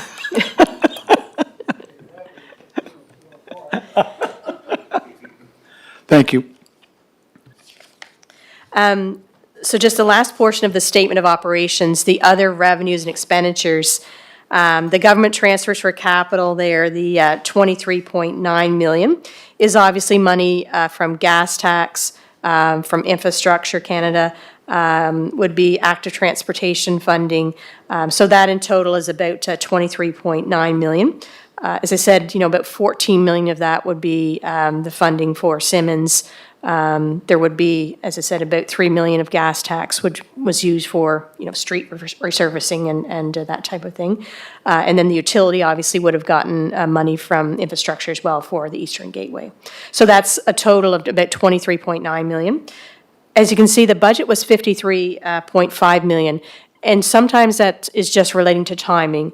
I mean, there's always great hopes that all these projects will be, completed within the time frame, but, realistically, that may, go over a year or into a second year. So that's, the reason there. But it's up from the 10.3 million the previous year. The municipal capital expenditure grant, so that's the 10% funding that you get from the province on your capital projects. So that's at 4.2 million this year, a little over 4 million in the previous year, and that does include the utility. So this is the utility and the city. The gain or loss on disposal of tangible capital assets, again, a few vehicles that were traded in or equipment. The pension expense for the city is about 160,000 for the year. And the sick and post-employment benefits, so that's the additional year of service for staff in terms of what they would be eligible for sick leave and for retirement. So that's another 589,000 during the year. So all of those other revenues expenditures are about 27 million, and that's where we're creating about $30 million of an annual surplus for the year. But as I did indicate, I prefer people to focus on the operating surplus line because that other revenue, as we can already see, was up about $12 million just because of capital projects during the year. Going to skip over a couple pages unless there's a question there. So I'll go to, it's page 11 in my page. So there's a note number 7. So there's a note 7 called government funding receivable. So as I mentioned overall, at the end of the year, obviously with the number of projects that were ongoing, there was obviously some funding that was outstanding. It was about 12.9 million. The previous year also was a significant number of 11.5. At the end of March, the Investing Canada Infrastructure Program was about 5.3 million. Again, the majority of that would have been Simmons and the Eastern Gateway. The province of PEI, Fiona Relief, as I mentioned, Councillor Bernard, this is what was still outstanding at the end of March, about 3.5 million, but it was down from the 7.2 last year, so there was some amounts received, and I know that's still an ongoing process. The municipal capital expenditure grant, so there's about 2.4 million outstanding from the province, again for the city and the utility, down from the previous year. There's about 1.3 million of other amounts from the province relating to various other programs, and about 186,000 from ACOA. So again, between the municipal capital expenditure grant, Fiona Relief, and ISIP, it's about 12.9 million. Note number 8 is the investment in the government business enterprise, which is CADC. So here we do show the activity of the assets, liabilities, and equity of CADC from their audited financial statements. Continuing into the next page, we show the revenues, expenditures, and net earnings. So the net earnings were about 1.3 million for this year. They were about $1 million in the previous year. And then that 15% this year is 204,000 for the city, and it was 161,000 in the previous year. So, Michelle, I'm sure you recall back in 2018, the provincial government at the time was looking at disbanding CADC and Summerside Area Development Corporation. So if we were to disband, if it was disbanded today, what would our 15% add up to? I'm just looking at the different, would it go under current assets? So your investment at this point, we are recognizing it at about $2 million. So if they were to sell off everything at whatever kind of is reflected today in terms of the book value, everything was paid off, all the loans were, discharged, your 15% hopefully would realize about $2 million. But again, that's dependent on, property prices and what Right. might actually be generated for those. Right, Perhaps assets. could be more than that, but might be less too. But that's what shows here in the statements? Yes. Wow. Yeah. Luckily, we didn't get out of it. Going to go to note number 10, which is the deferred revenue on, again, my page 16. So these were amounts, as I mentioned, that you've received before the end of the year, but are ongoing for various reasons and at various stages. The biggest portion of it is the Canada Community Building Fund, or that's now the new terminology for gas tax. So at the end of March, what you had available, kind of committed but unspent, was about 3.8 million, down from 4.4 million the previous year. Of course, you would have received your annual allocation during the year, so that was about 3.6 million, and you did spend about 4.6 million in total on street resurfacing and street rehabilitation. The Canada Mortgage and Housing Corporation, so you had received the $5 million in the previous year, so you spent about 2.5 million this year. And then there will be additional amounts to come as well. Then there's deferred contributions for Kerry, the special events reserve funds, so there's about 989,000 of that tourism accommodation levy that is available amounts to be spent. The Federation of Canadian Municipalities, the switch funding, there's about 329,000 that's been received that hadn't been advanced again before the end of the year. And the active transportation funding, there was about 157,000 that hadn't been spent by the end of the year. So about 9.4 million, which is kind of in a combination of what's in your restricted cash and your bank accounts. Those are kind of committed funds to be spent on those particular areas. So then I'm going to get you to go to page number 19 on mine, note number 13 on the long-term debt. So these are all of the loans that are outstanding. Again, this would be the combination of the city and the utility. So they're up from 91.4 million in 2023 up to the 127 million at the end of 2024. As you can see, the very last line there is a new banker's acceptance with Royal Bank at 39.8. So there was about 40 million that was additional debt during the year. The other one I will refer you to is close to the top there. There's a line for the Federation of Canadian Municipalities, and this would be relating to the SWITCH program. So you can see that there is a component that they provide a grant, but there's also a component that they do advance a loan. So it's gone up from 4.1 million to 7.2. So that's additional amounts that were advanced from the Federation during the year relating to the SWITCH program. That is at 0%. Payments don't probably start until sometime in 2026 when everything is kind of finalized there. But that will be a 0% debt payment. All the other loans there, as you can see, have gone down throughout the year, and that's just relating to regular repayments. So up just because of the additional amount from the Federation of Canadian Municipalities and the new loan with Royal Bank, which, as I mentioned, essentially was to pay off the line of credits. At the top of the next page then shows kind of what the debt repayments will be over the next couple of years. So it's about 7.3 to 7.7 million is kind of your obligations of on those existing loans.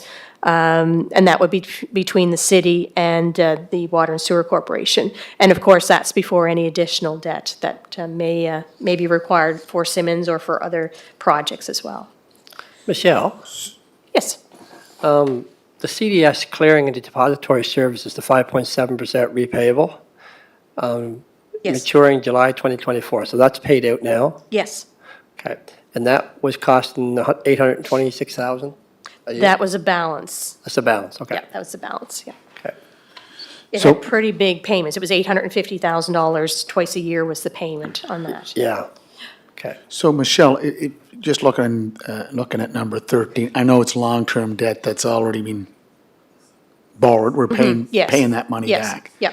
So as we borrow more money for debt to build, let's say, a tennis, racquetball, squash court out at Charlottetown Event Grounds, and it's a 20 million, how do you, like, is there a formula to amortize that? Like, let's say you peg it in at 5%.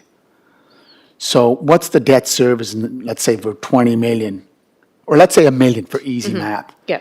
At that, what would that, to debt service that in our budget, what would you? Yeah, would so you I be looking mean, just the 5%? Yeah, well, there's kind of two components. There's obviously the interest component, that 5%, but then there's also a commitment to, repay that principal balance. I mean, you don't budget necessarily for debt repayment, but it's kind of included in your amortization amount. That is to generally, kind of compensate for whatever that principal or debt service is the amortization is kind of how you're budgeting for that, to make sure you have enough cash flow to make those debt repayments.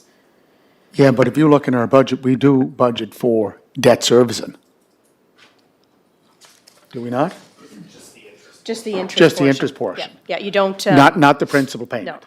no. And that's where the line for kind of amortization, So the debt portion would be, let's say if it's a 5.8% interest, we're paying that.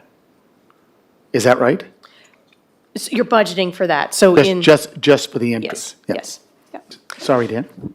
Just, and Michelle, just staying with that, I'm just thinking, I recollected, maybe not, that, so we got note 13, schedule of principal portion of long-term debt, but is there also a line or a number that shows each year principal plus interest? Yeah, so in the note 13 is just the principal portion only. Right. So when we were back on the statement of operations, there's a line called interest on long-term debt, which is about 3.4 million. So we're talking, when you combine the two of them together, you're talking, about 10.5 to 11 million, the total. Yeah, yeah. And just for clarification, in terms of what we budget for, we do budget for what we anticipate the interest is going to be. But as Michelle said, the amortization is kind of an approximation for what the debt repayment would be. So I think we ballparked it for when we were looking at our capital budget to be maybe 10% of the capital cost. That would hit our operating budget when we were kind of getting down to the final stages of our capital budget deliberation. So that would be, 5-6% in interest and some depreciation or amortization to kind of compensate for that, the wear and tear on, of those assets each operating budget cycle. On the, on that, the amounts that are on the slide here on note 13, that's the principal. The principal only, And then yes. what did you refer to for the interest side? So on the statement of operations, there's a line identified as the interest on long-term debt. So that would be the interest cost, which is about 3.4 million. Yeah, what page is that? Oh, sorry, page 2 on mine. I'm not sure Two what on page. yours, just one sec. Just want to get that. Okay, 2, I'm out there now. So it's under expenditures, correct? Under expenditures, yeah. Midway called interest on long-term debt. Okay, Just, thank you. just curious, just throw this question, generally, what are market rates today on long-term money? Any idea? I'm looking at you, Dan, or just It'd be curious. probably in the range of about 5 to 6. Yeah. Yeah, like the recent loan that you got from RBC was at 4.785. I mean, I think the city would be in a better borrowing power than some, Mr. Joe off the street. So you obviously are probably getting a better rate, but that's likely the rate. Now, hopefully it'll come down here again this month again, but still to be seen. Just as Pardon me? Yes, yes. we had a quote from one of the charter banks last week, terms from 1 year at 4.96 to 5 years at 4.65, just as an example. Yeah, timing might be good coming into our capital budgeting process with that, anyway. All right, continue on. Okay.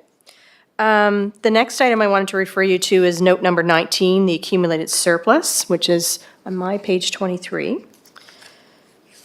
So again, just kind of breaking down that, larger and significant number that we've seen of, there's a accumulated surplus of about 244.5 million. But as we can see, the investment in tangible capital assets is 245.3 million. So, a lot of your surplus has been spent, has been invested already in your infrastructure, and then that will, as I said, reduce over time with amortization. There is restricted surpluses, so there's money that is kind of set aside for sick and post-employment benefits reserve, parkland reserve. And so the first line that we see is there is an unrestricted deficit, about $2 million, which has increased from 440,000 last year. And the main reason for that, so during the year, your kind of total cost in terms of capital projects was about 46 million. And you only borrowed, about 42 million. So there's a portion there that you haven't kind of financed. And that kind of reflects here in terms of, it's a bit of a timing issue again in terms of, you still have to go out to, borrow your share and kind of replenish, some of using your own funds during the year for those capital projects.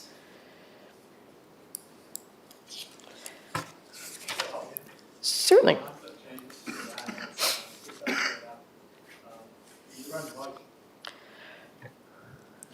You had clarified where we budgeted for the interest on the loans. Yes.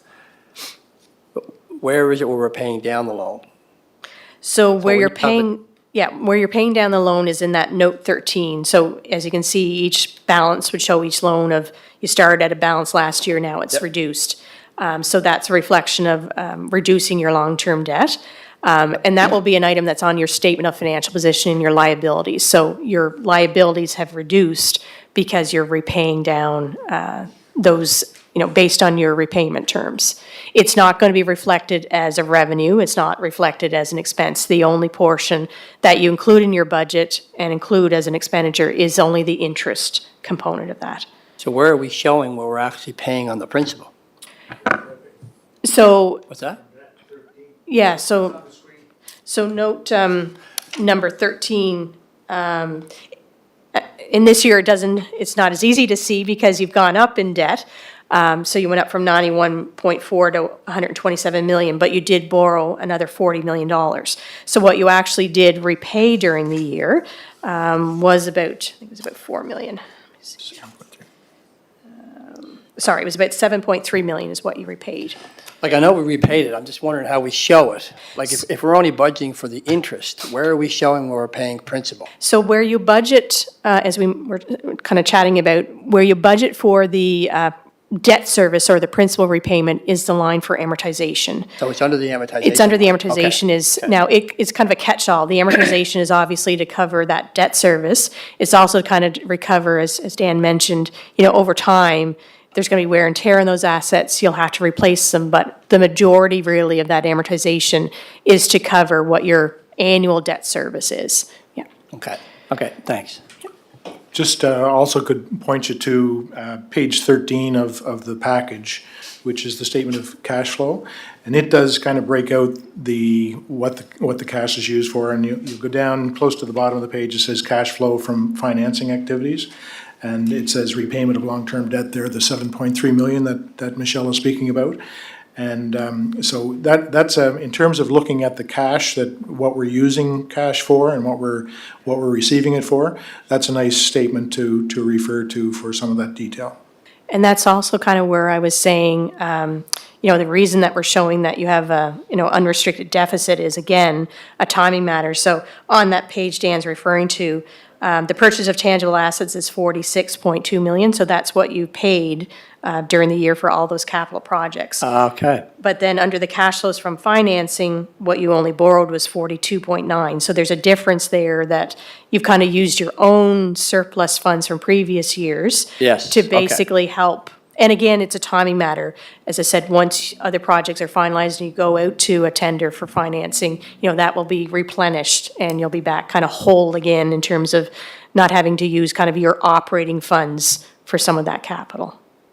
Perfect. Thank you. So the other thing I just wanted to refer you to, it's close to the back. So it's my page 27, and it's called Tangible Capital Assets.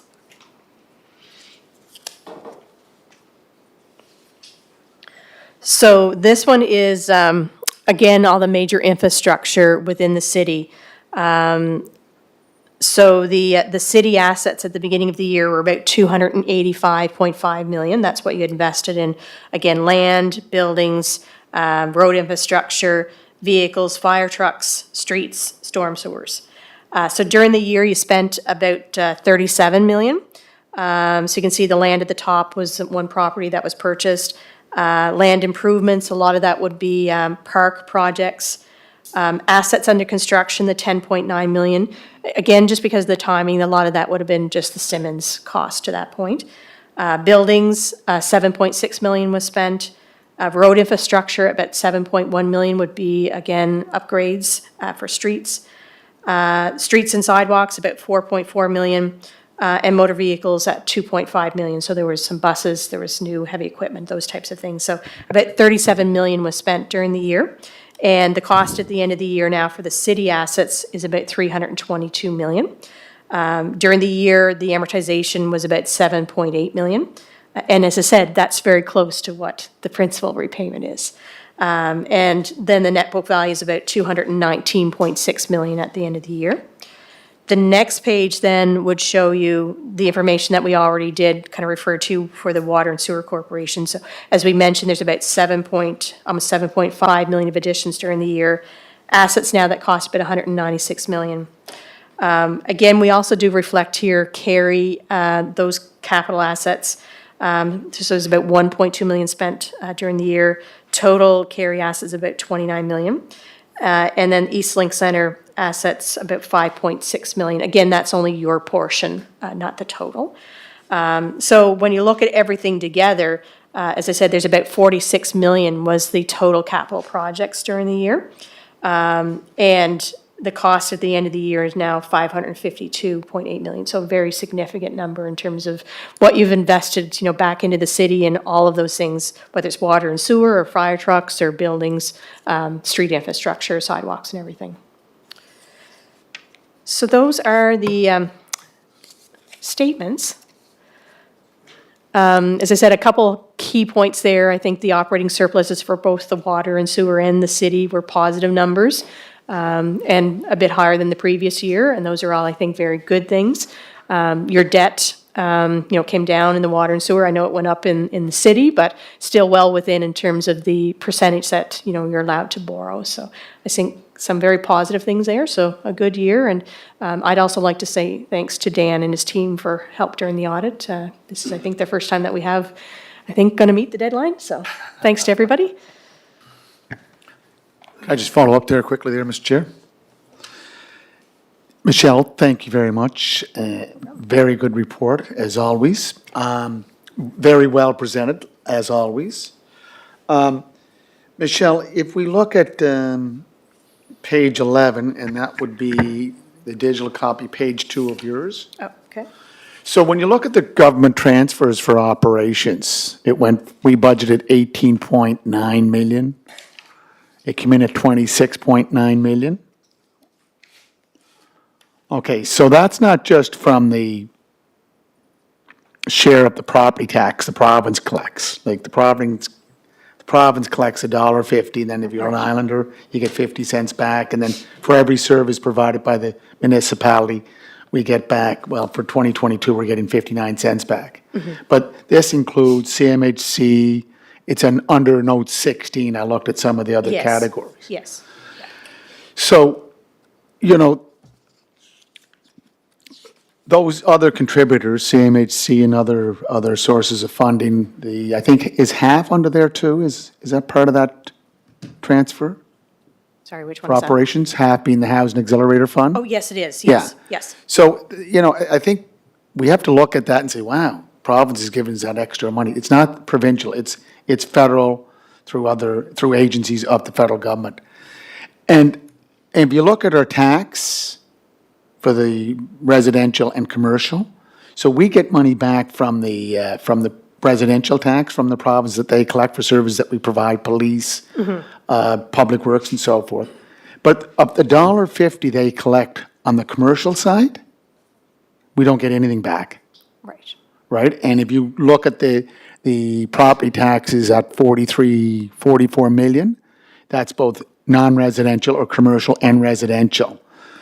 And we're finding it more and more difficult to operate because we have more demands on police, more demands for public works, street maintenance. Like you pointed out, you know, the expenditure that we put on through operations, but that doesn't take into consideration the capital cost, paving new roads, reconstructing. And again, some provincial bureaucrats will go back and say that, well, you get a surplus.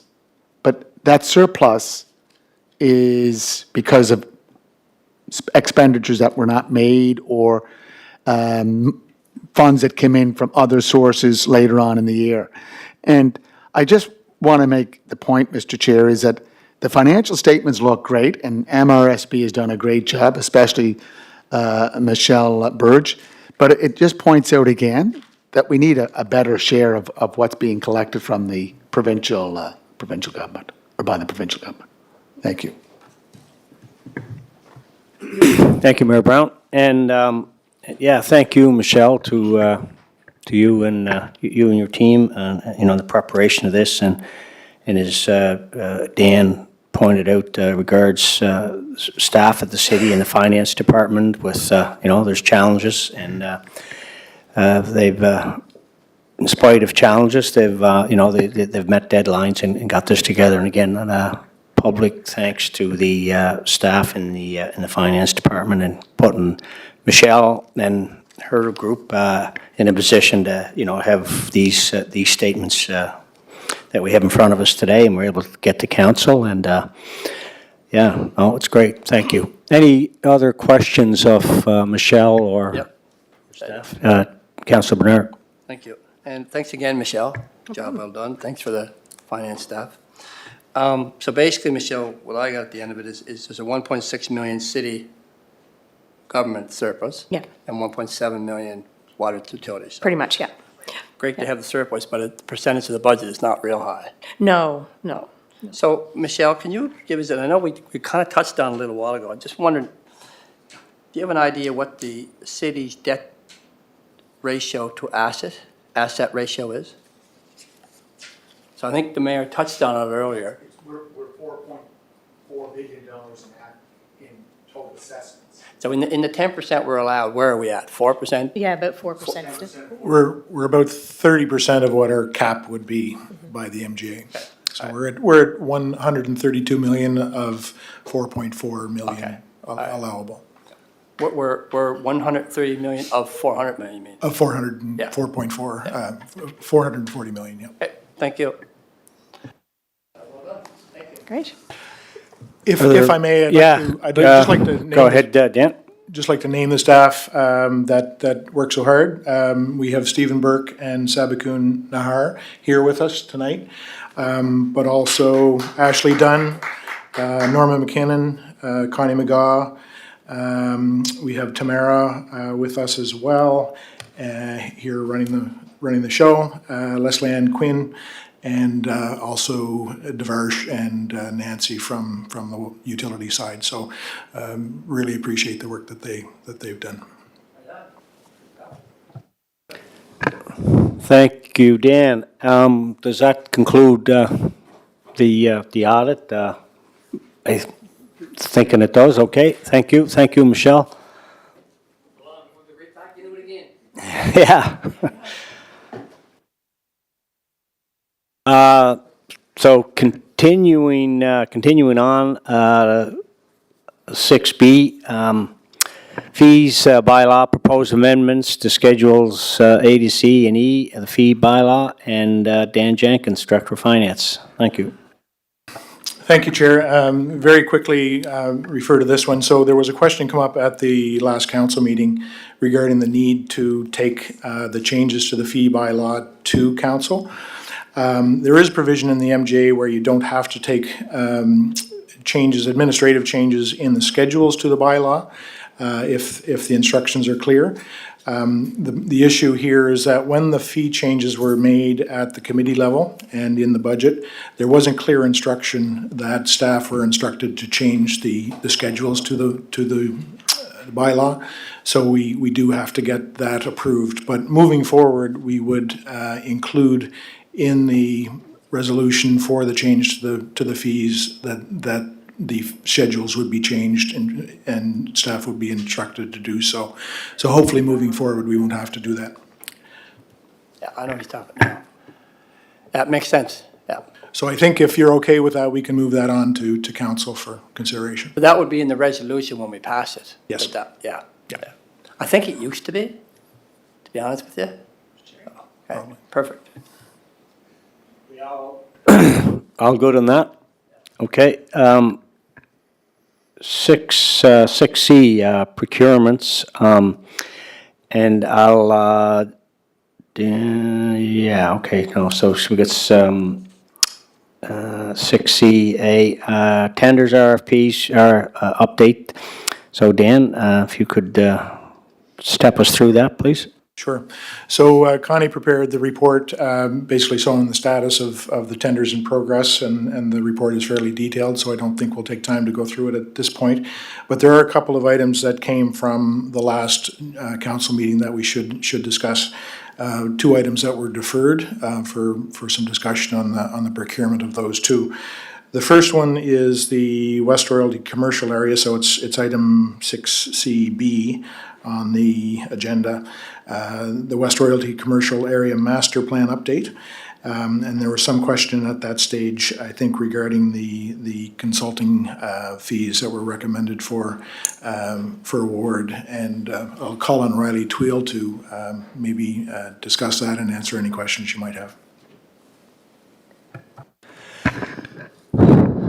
Welcome, Riley. You've been patiently waiting. Do you want to maybe just highlight comments on this, and then there's other questions from the committee? You can do your best to answer them, I trust. Thank you, Chair.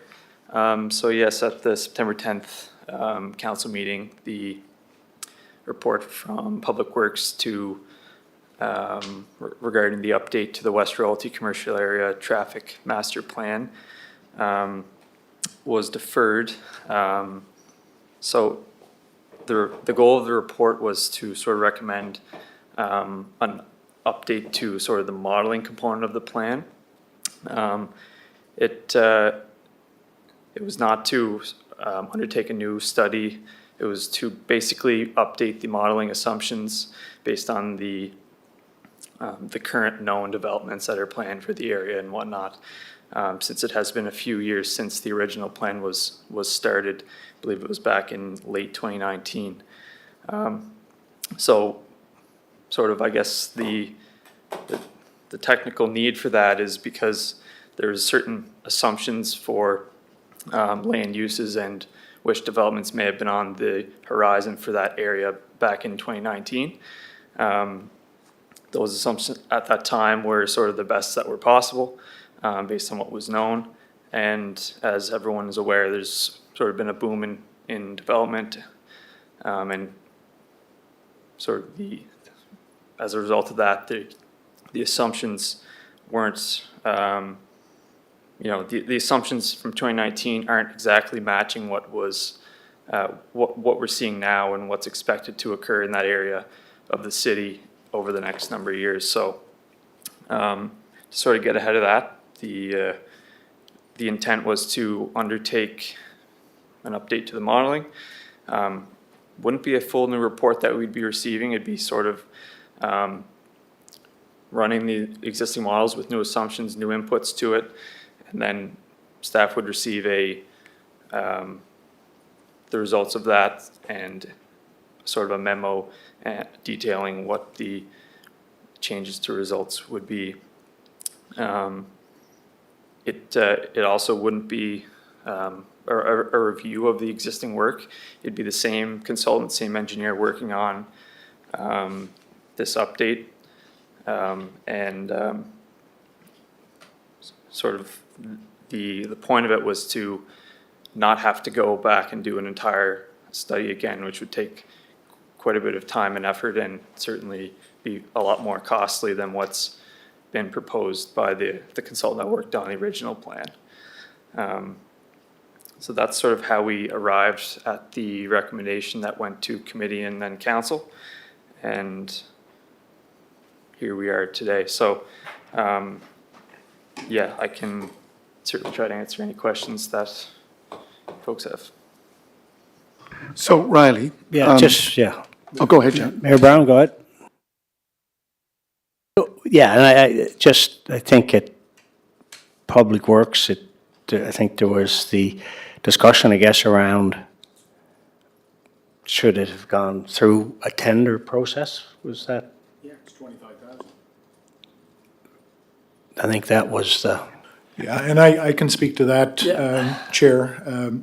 So we do have provision in our policy to do what's been done, and that's to understand that really it's in our best interest to have the same professional firm undertake the work.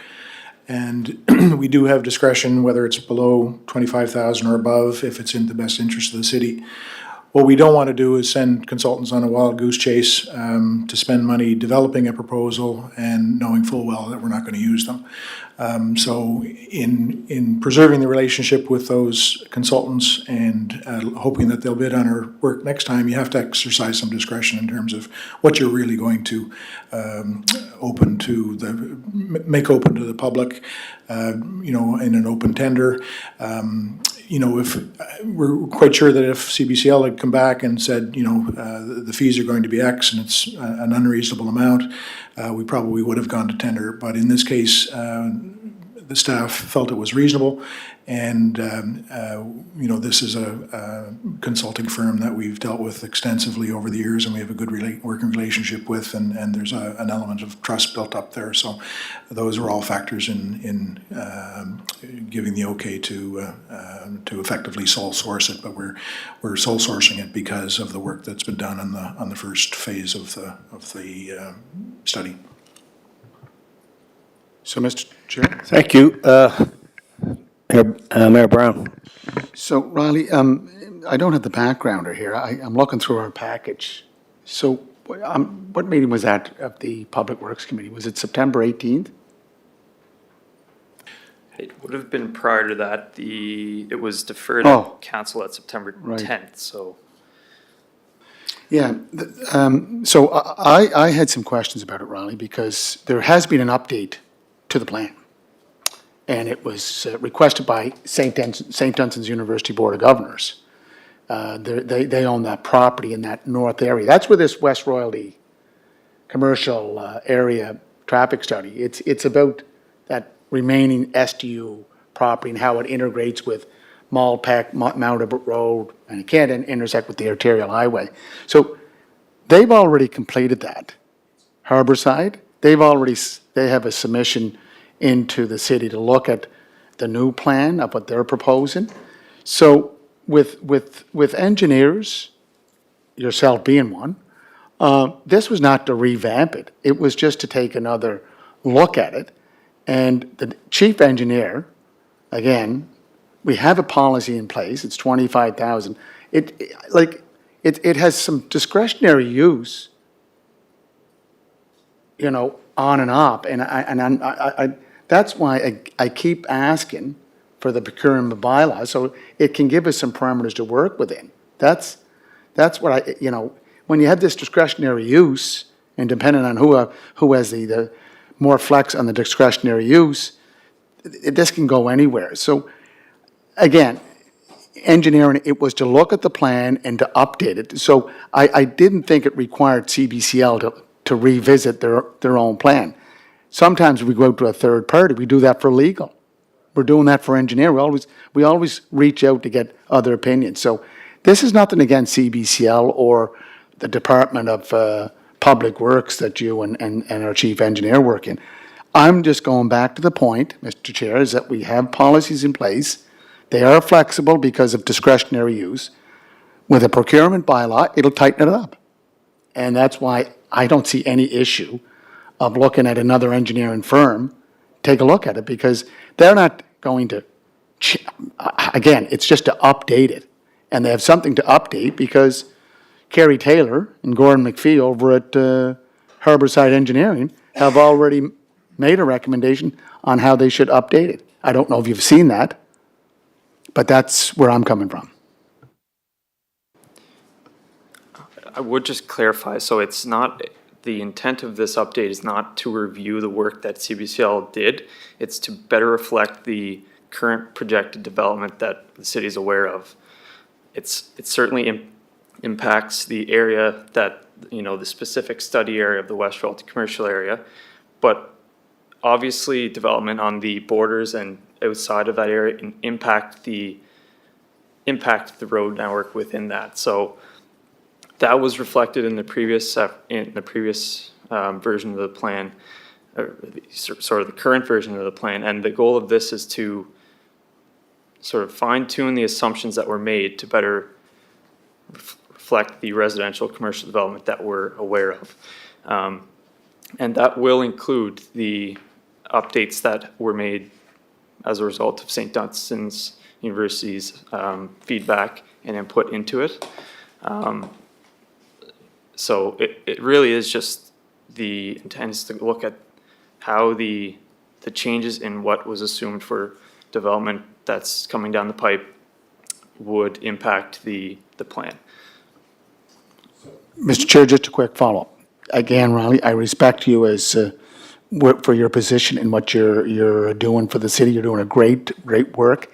Again, this is not about CBCL. It's not about our department. It's about a procurement process that we have in place that is flawed and that we have to fix sooner than later. But as you know, Riley, with any of those inputs on how they'll change, CBCL, or if there was another engineering firm that was looking at it, would go to our growth management study. That's what the CBCL made reference to in their study on the growth management of 2019 to 2040. Those inputs and where the growth was going to be. We're seeing the growth, and we know there's going to be lots of growth in that West Royalty area, and it continues to grow, and it will grow. So again, I don't think it's breaking new ground by getting another set of eyes to look at it. It would just adapt and pivot to what has to be studied.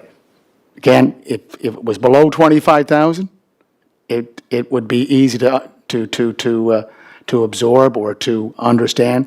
And I'm sure that there may be change orders as we go along with this. But that being said, that's the reason I objected to it. Just, Riley, I don't know if you can answer this question. So the St. Dunstan dynamic, is there, in your opinion or knowledge, or maybe somebody else in the committee knows this, is there any urgency around getting this update done as it relates to, I guess, St. Dunstan's interest, or is there, I mean, because if this is, does get changed or does go back to tender, like how much, like is that going to delay, or we have no idea what the cost will be, or? I'm not sure exactly what level of urgency is there. And certainly even if, with or without going back to tender, it would still take some time to do the update. So I don't know that it makes much difference either way on that. But in terms of St. Dunstan's priorities, I'm not sure if sort of what's pending or what's waiting on this being approved or not, so I wouldn't be able to comment. Dan, you, Yeah, Chair, certainly in light of the information that the mayor has provided, I have no concern making a recommendation to the department to, to go back and speak to some of the other consultants that may have done some work in the area and see if we can just get some comfort, either that we've made the right choice or that we may want to consider another consultant in the fray. So happy to make that recommendation. So if you wanted to vote on a deferral, we could put this one to the side again and move forward on looking into it a little further. Mr. Chair, again. go ahead, Mayor Brown. It's,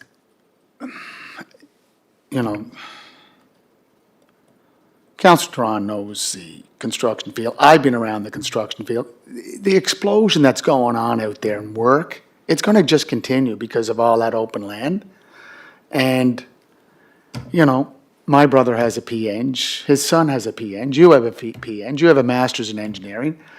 You guys have a fraternity and you get the iron ring that brings you all together. But what I'm saying, Riley, is that I wasn't disagreeing with CBCL. I just wanted to make sure that, look, if we're going to do something, let's just follow the rules. That's all I'm saying. And that's what I said to the chief engineer.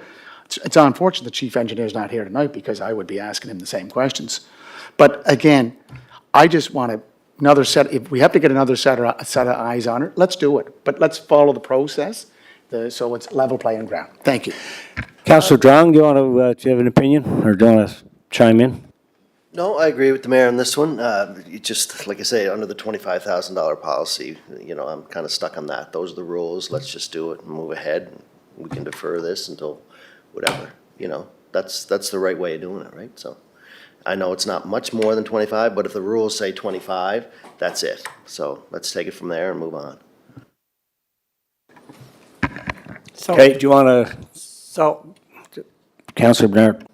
so if I understand this, there was a master plan already done, and this went out again to do an update to the master plan, is that correct? We're updating the one that was already done. Yeah, we contacted the consultant that worked on the original master plan is complete and asked them to put together a letter of proposal to do an update. That's correct. Yeah. So, and the area that we're allowed to move on, which is in our procurement, is that basically we're just updating that tender that he had won. He legally won, now we're looking to an update, so we're in essentially adding to that contract. Yeah, it's really the best interest of the city provision of the policy that Right. we're relying on. Right. Even if it's over 25,000, if it's over 100,000, we still have latitude to use the best interest of the city criteria. So- In any procurement bylaw, any well-written one, there is also latitude for special circumstances and justification for sole sourcing, but it's spelled out in a little more clear detail as to what circumstances would that path would be supported. That's what we're missing in this procurement policy. We don't really have the context and the, if X, Y, and Z is happens, then you can sole source. So there always is some discretion, and it's never crystal clear, black and white. So what we would hope to gain in a new procurement bylaw is more direction. But in cases like this, where there are special circumstances, there is always some gray. But it is consistent with our policy currently. So I'm under the understanding, Dan, that to do the update was a little over 25,000, but to go and do it all over again, it's going to be a lot more than that. This is an update, so if you want to start from scratch again, you're going to be looking at 100,000 or 100,000 plus or quite a bit more. And that's why that provision was used in this case. Is that correct? Basically, yes. I mean, it would certainly be a lot more effort by, if a brand new consultant were the successful proponent 'Cause you're on a starting new over again. proposal. Yeah, it would be a lot more effort and Lot higher most price. likely a lot more costly, yeah. Yeah. So to me, that makes sense. You're just going back to the one who originally wrote it, and they're updating it. So I'm okay with it. I'm not interested in spending $100,000 because somebody do the same thing over again. It's been done. No, again, I don't know. Go ahead there, Councillor. No, thank you, and keep your thought, but it's just like, you know, if we had a painter paint the building, he did a great job. Well, let's get him back in 4 years' time and he'll paint it just one coat because he did a good job. Or we paved the street and, you know, the guy did a great job, so let's go back to him. No, and- but you're and let him offering- pave you're the street. offering No, work I'm- again. I'm still talking. But you're offering I'm new still work talking. again, though, No, Bobby. it's not. It's the same. You're doing a project It's the again. same thing.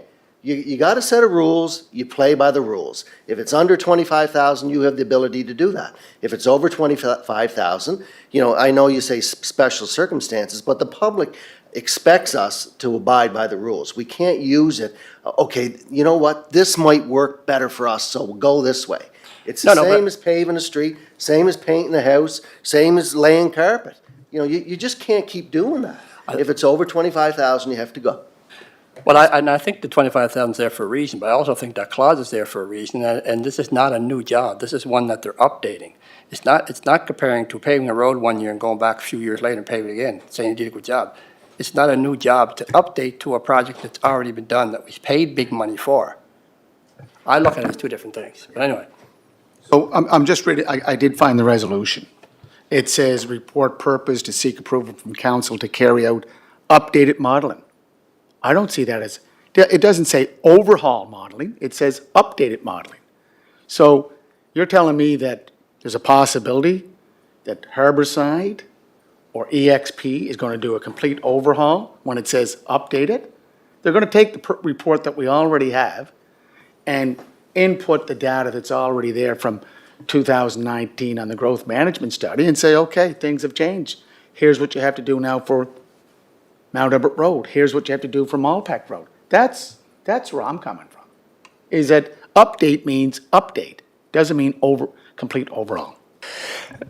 CAO Eleanor.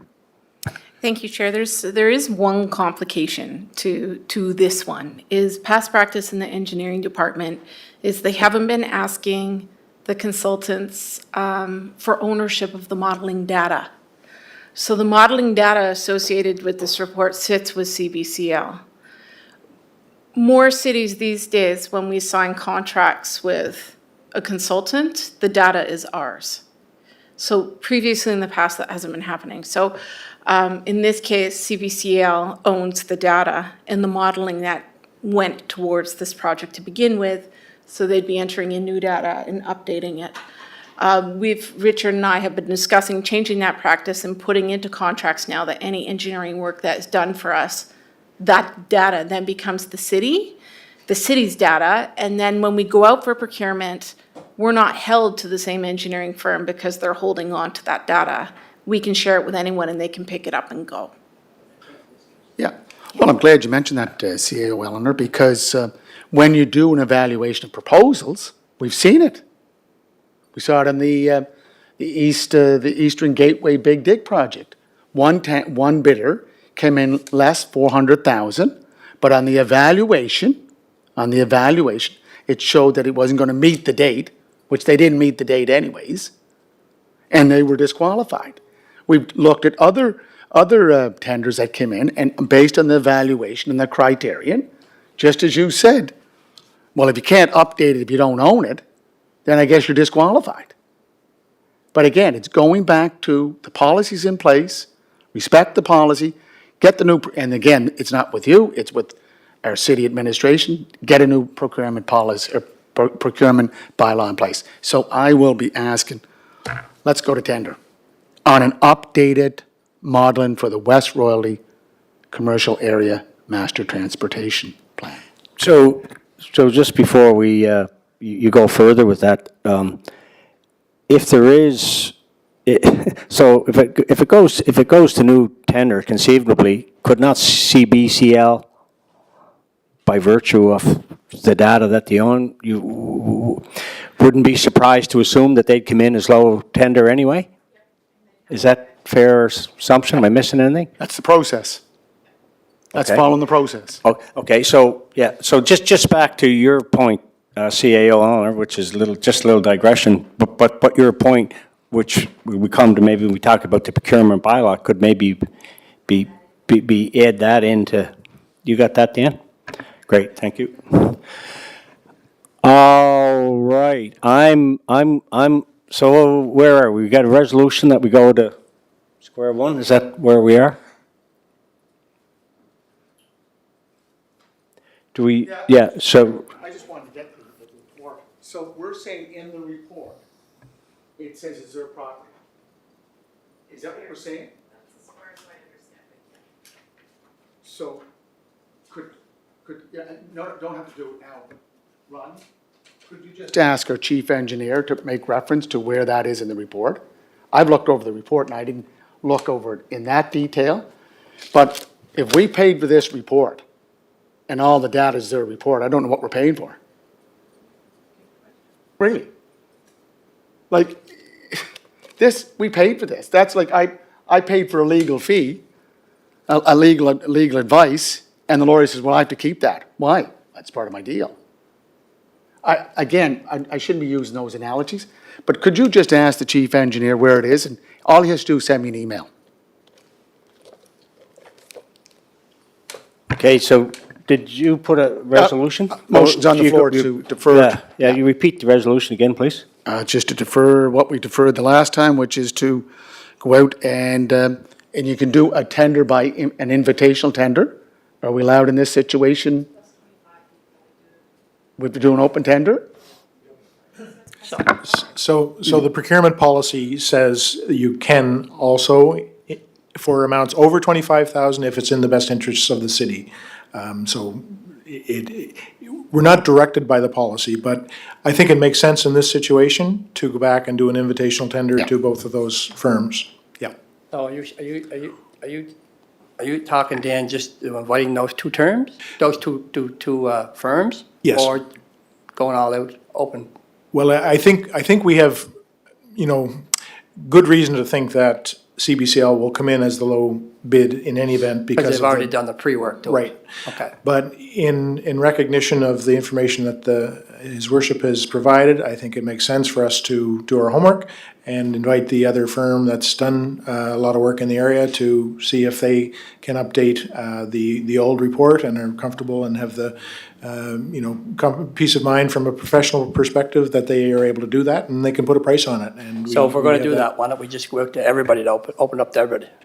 It's a lot more involved in terms of documentation. There's a lot of staff work involved in preparing an RFP document. There's an evaluation process. There's a lead time. This could be done, I think, relatively simply, but we can certainly talk to the chief engineer, the department head, Scott, and see what his thoughts are on it. But I think, the message here is that we should at least go back and consult with the other engineer that has some experience in the area on this particular topic. Okay. Okay, so motion's on the floor. Moved by Mayor Brown, seconder by Councillor Brown. Yay, those in favor? Question? Yeah. All in favor? All right, motion carried, I guess, yep. All good, thank you.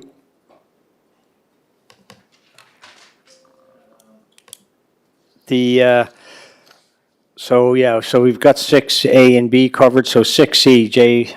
Frank McCauley Park Pathway Phase 2. Frank Quinn, patiently waiting as well.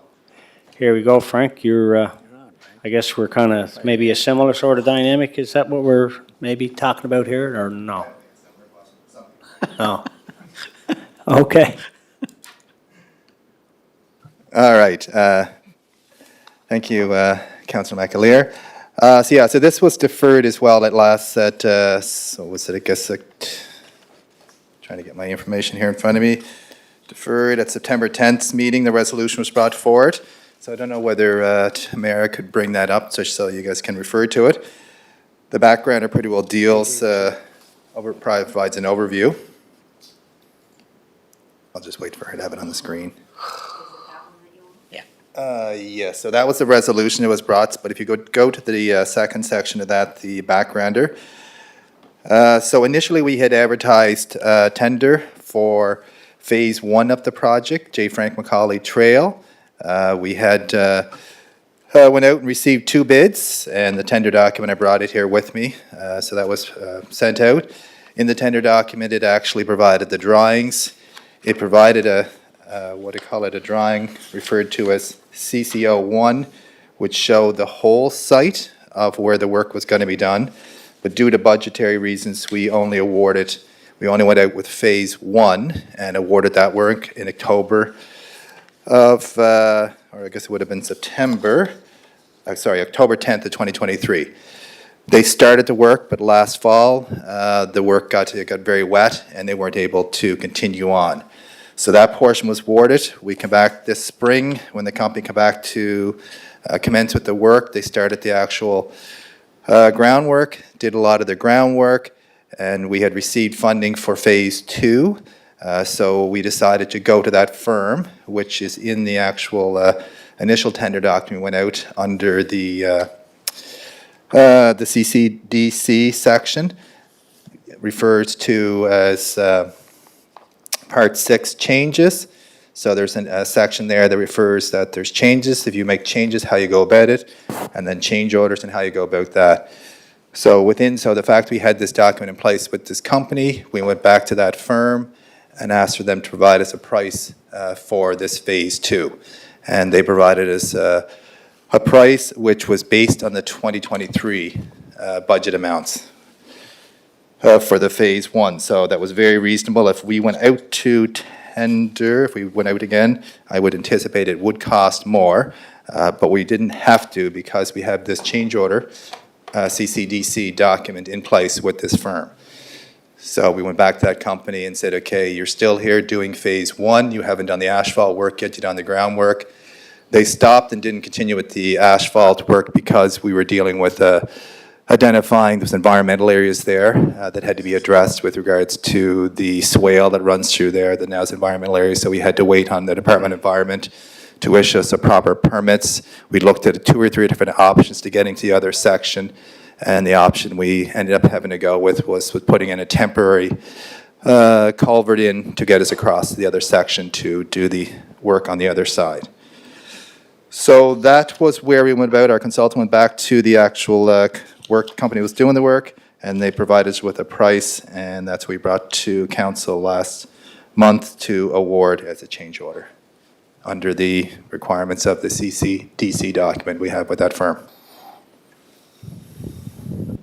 Thank you, Frank. See, Councillor Bernard had your light on, and Councillor Drong maybe next. Councillor Bernard? Yeah, no, I was just going to say, because we've done this before, so this was, the price was the lowest tender when he won the award, and then he gave the same price, so it's still the lowest tender, so you just did a change order to continue on with Phase 2. Correct, Councillor Bernard. So the first phase is still underway, so it's not complete yet. So because we have a current contract in place, we went back to them and they agreed to offer the same price. Phase 2 is a little larger, more work than Phase 1. And the rules allow us to do that. It does in regards to the procurement, but also the fact that we actually have a contract with this firm that's currently doing the work for us. Councillor Drong? Thank you, Chair. Yeah, it's, in my view, it's the same as what we did last time. We went out to tender, they could only do a certain amount. They completed that, or I don't know if you say it's not completed yet. I don't know what's the delay, but now we're deciding we got more money, we're doing it again. It's for a substantial amount of money, it's $150,000. So I just don't understand, like, why we do this. If this started in '23, now we're at '24, why don't we go to tender for this amount of money again? Could be a new company, could be an older company, the timing could be better, you could save money. I just don't understand. We go back to the procurement policy if we're, I mean, you'll say it's a change order, but how long does the change order last? You know, to me, you know, even the councillor for the area, he doesn't want a delay, but he works in procurement, and he's stressed that, you know what, long as it's done the way it should be done, then he's fine with that. So, again, I'm not in favor of this, so I think it should go back to tender for the second part. Thank you. Thank you, Councillor Zhang. Just, and maybe you're going to answer it, Frank, does a change order have a best before date? So just with regards to Councillor Duran and yourself, so there isn't, well, there's not a best before date, I guess. We didn't go out to get a change order until we actually were going to proceed with phase two. And one of the reasons to proceed with the phase is we needed the budget. So once we got the budget, then we went out to them. They were proceeding with phase one, which they still are doing. They didn't get into the park till well into May because J. Frank Macaulay Park is a lower park, so they could do the groundwork. By the end of May, early June, it was looking like, okay, we're going to proceed with this next phase. We were dealing with environmental issues, like I said. So we weren't, so when we were ready to go to them, we went to the company that has the work in the park because we have a contract with them right now, and we do have permission within that contract to add additional scope of work. So we went to them. They had held off on asphalt because the asphalt work is done by another company, and they agreed to offer at the same unit price that they provide in 2023. They were going to offer the same price, which they have, and then it comes back with the quote that they provided to us. So we put it forward as a change order, which meets the procurement requirements, but also meets the CCDC contract that we have with the company that was awarded the work last year, which was Island Coastal Services. So they're still in the park doing the work. And if we don't this year award to this work, if council decides to defer, we will have to go to tender. Whether we'll go out this year or wait till next year, it is delayed.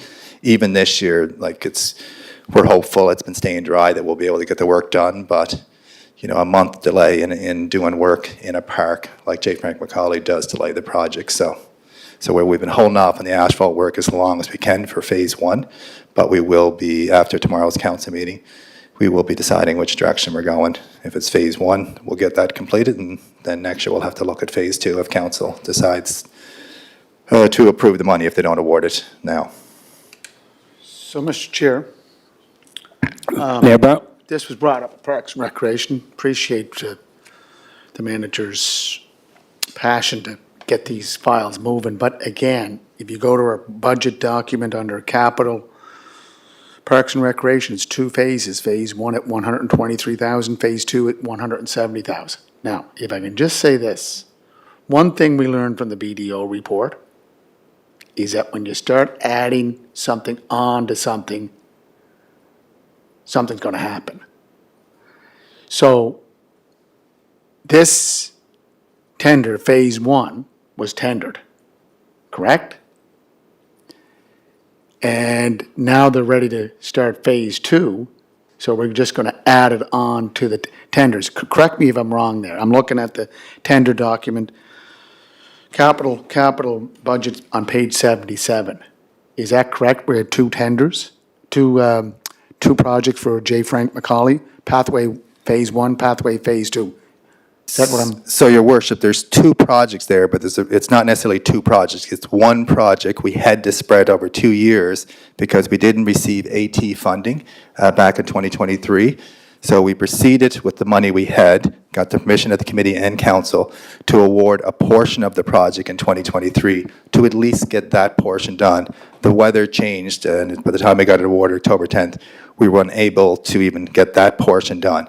So we awarded that portion.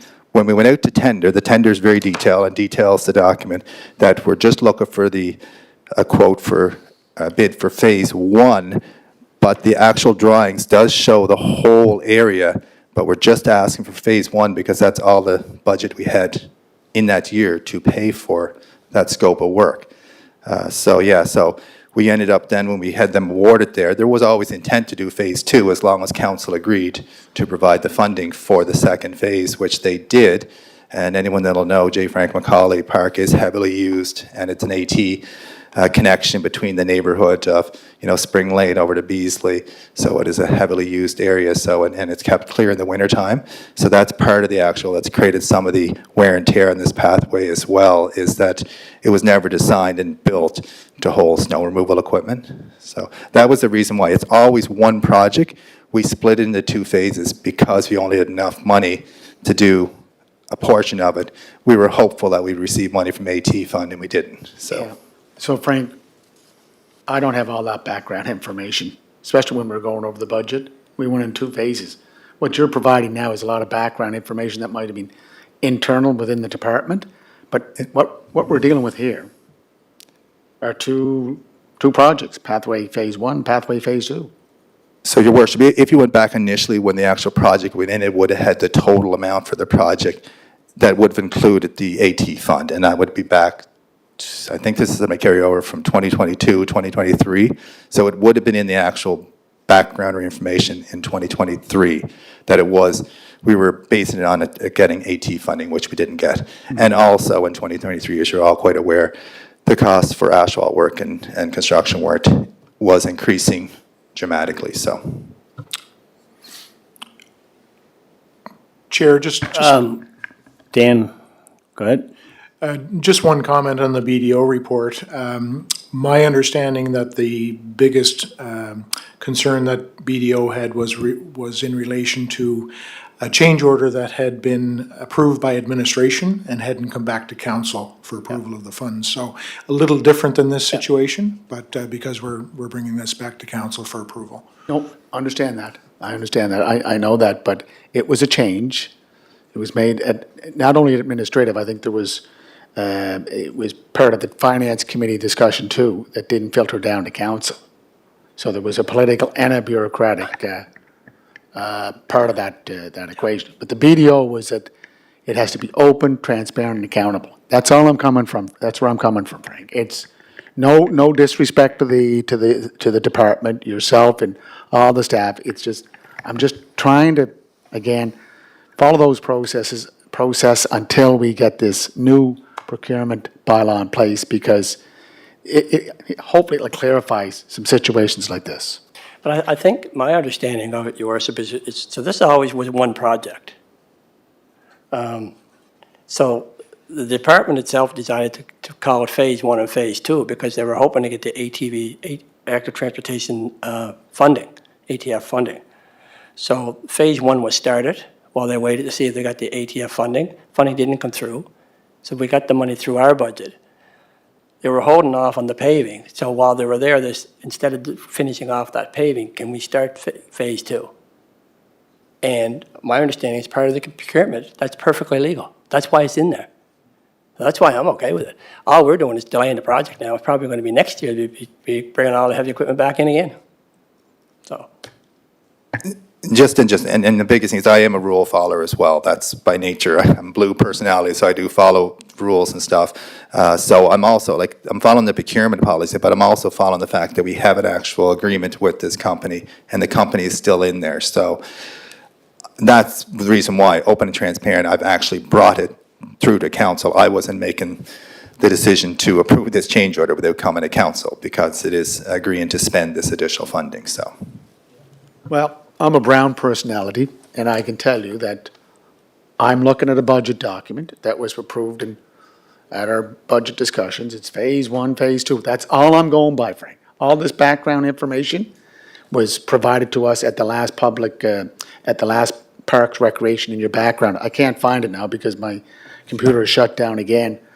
Must be overheating. So all I want to do, Frank, is just respect what you're doing. I'm just following the process. Thank you. Yes, look at this. Broken. So, thank you, Frank. So, where does that leave us in terms of, is there, the will of the committee to recommend that this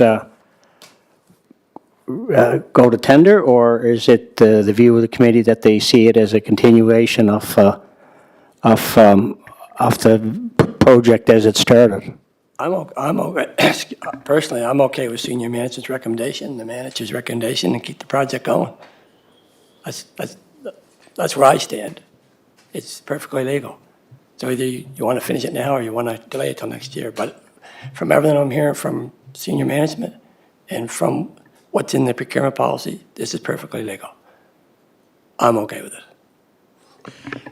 And Dan, I think you shared your comments earlier that obviously, I guess you feel that it's within the parameters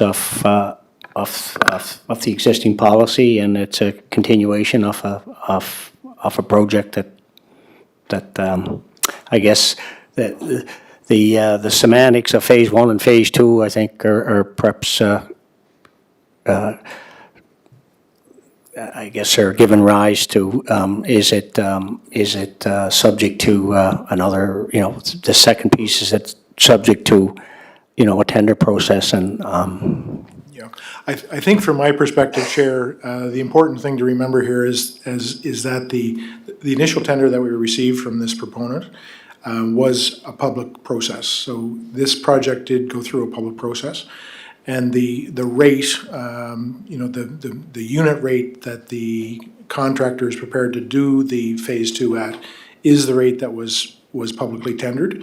If that rate was different, 30% more or even less, because circumstances has changed a lot, I think there would be a stronger argument to go back to tender. But the rate is as it was in the public process. So I was quite comfortable with the department's recommendation to move forward with the change order. so is there a member of the committee that wants to put a resolution on the floor on this? Sure, I will, but not for that. I don't agree with the process. There was a 1 and 2, and I think it should go to tender. There's a large amount of money on the table here, so, if you have to wait a little bit, or you could get a better price if you did this, it's just for the openness of the public that's looking at this. We can't always just be giving it to the next, or to the same person. That's the way I look at it. Should be 1 and 2, go to tender. That's my recommendation. Second the recommendation. And if I can speak to the recommendation, it's on the floor. Council recommendation approves the change order and accepts a quote of $145,718 from Island Coastal Services for phase two. But it wasn't tendered. We're just, thank you, sir. It's just a carryover, and that's what I don't agree with. That's why I'm seconding the resolution. So, resolution's on the floor. Is there any questions and debate on the resolution? Okay, those in favor? Those against?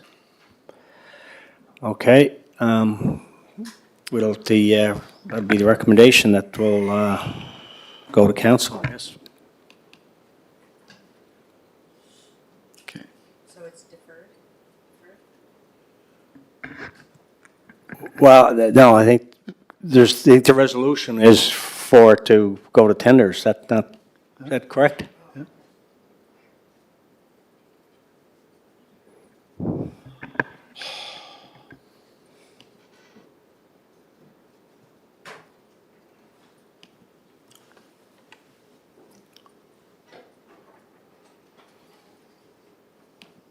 Okay, let's get this.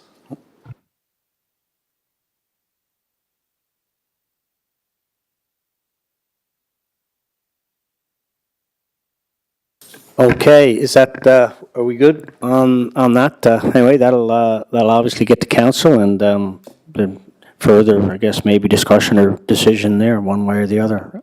All right, 660, staffing discussion, Dan.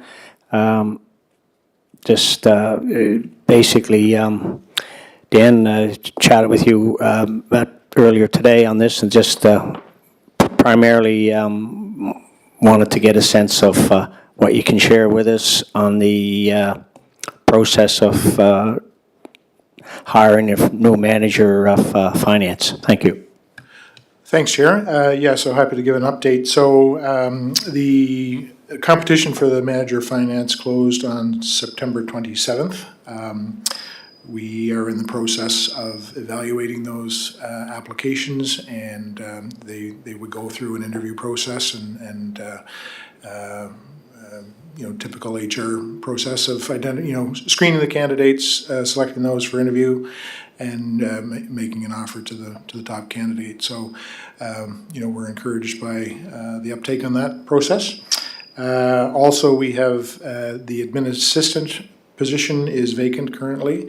That position competition closed just a couple of days ago on the 4th of December. And we'll be screening those applications and selecting those for interview on that process. And there's a third position vacancy, an accounts payable clerk, which will close on the 16th of November. So we're looking forward to getting those positions filled. A couple of other items, just while we're at it, I wanted to update committee that the move to 10 McAleer for the finance department is on schedule. The furniture is being installed today and tomorrow, and their staff seems excited about the move, and hope to have that finalized by the end of this month. We are scheduled.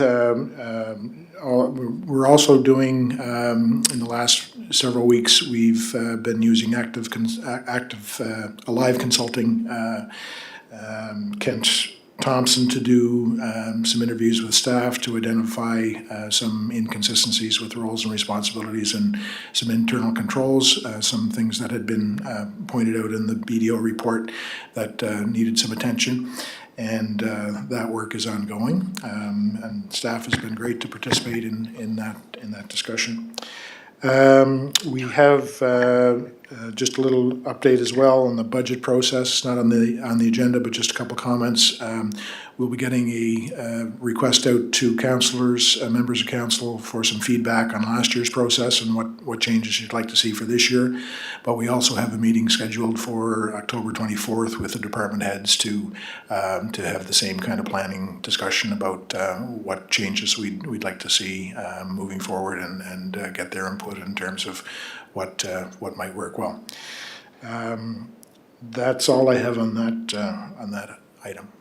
So, Thank you, Dan. Councillor Bernard? Dan, what positions did you say were in the hopper now? So the manager of finance position competition closed September 27th. The admin assistant, so Jackie Torville's old position, she went to the fire department. Oh, okay. It closed on the 4th of October. And our account payable clerk, our second account payable clerk, Ashley Dunn, she took a position with HR as their admin assistant. So that position is also vacant, so the competition is ongoing for that. Right on. Okay. I was just wondering, whenever we do post positions, do we look at our own internal staff to see if anybody can be trained up for that? We do look at that, do we? Yes, so the union positions all have to be advertised internally first, so members of those unions get first dibs. But if they're not qualified, though, they still wouldn't get it, would they? They'd have to be, I'm wondering if there's any opportunity for them to train up to a position that's vacant. I think it would depend on the, whether they were requirements or just nice to have skills. You can't really, if an accounts payable clerk needs to have certain skills to fulfill that job, they need to have those skills, and you can't train up. What we like to do, though, is train up our staff, from one position to the next within the department, so they can mentor with other staff and learn new skills and take training and upgrade as they go. But we need to have those basic requirements in place to fill the position. Otherwise, go outside. And Dan, you said finance. Is finance going, the department is going from upstairs to the new Public Works building? Is that? No, you'll recall shortly before or in the middle of the budget process last year, council made a decision to lease an 8,000 square foot property at 10 McAleer Drive. In that facility, there's provision or room for about 10 staff members. So we are in need of some additional office space for new hires that we've got coming and are here already. And we wanted to shuffle the deck, and the finance team came forward to say, look, we'd be interested in taking that space. So we've been working towards that since sometime early June, I think. So, Councillor Bernard? And we do have first option to purchase the building if it goes for sale, correct? I don't believe, Councillor Bernard, that was part of the agreement, unfortunately. I think there was discussion that we would have the first right of refusal, but there was no, the landowner wasn't interested in putting a price on it and extending that option. Yeah, he wouldn't need to put a price on it, though. It's just that at any time when he wants to put it for sale, we would have first right of refusal before it goes public. That way we wouldn't have to move all the staff again and try and find another building. Yep, yeah. I'm not sure why anybody wouldn't agree to that. It's just first right of refusal. No, I don't disagree with that, but it wasn't part of the lease arrangement, unfortunately. That's too bad, yeah. Dan, just in your comments there, reading between the lines, I think you indicated you were pleased with the process or thus far on the finance manager.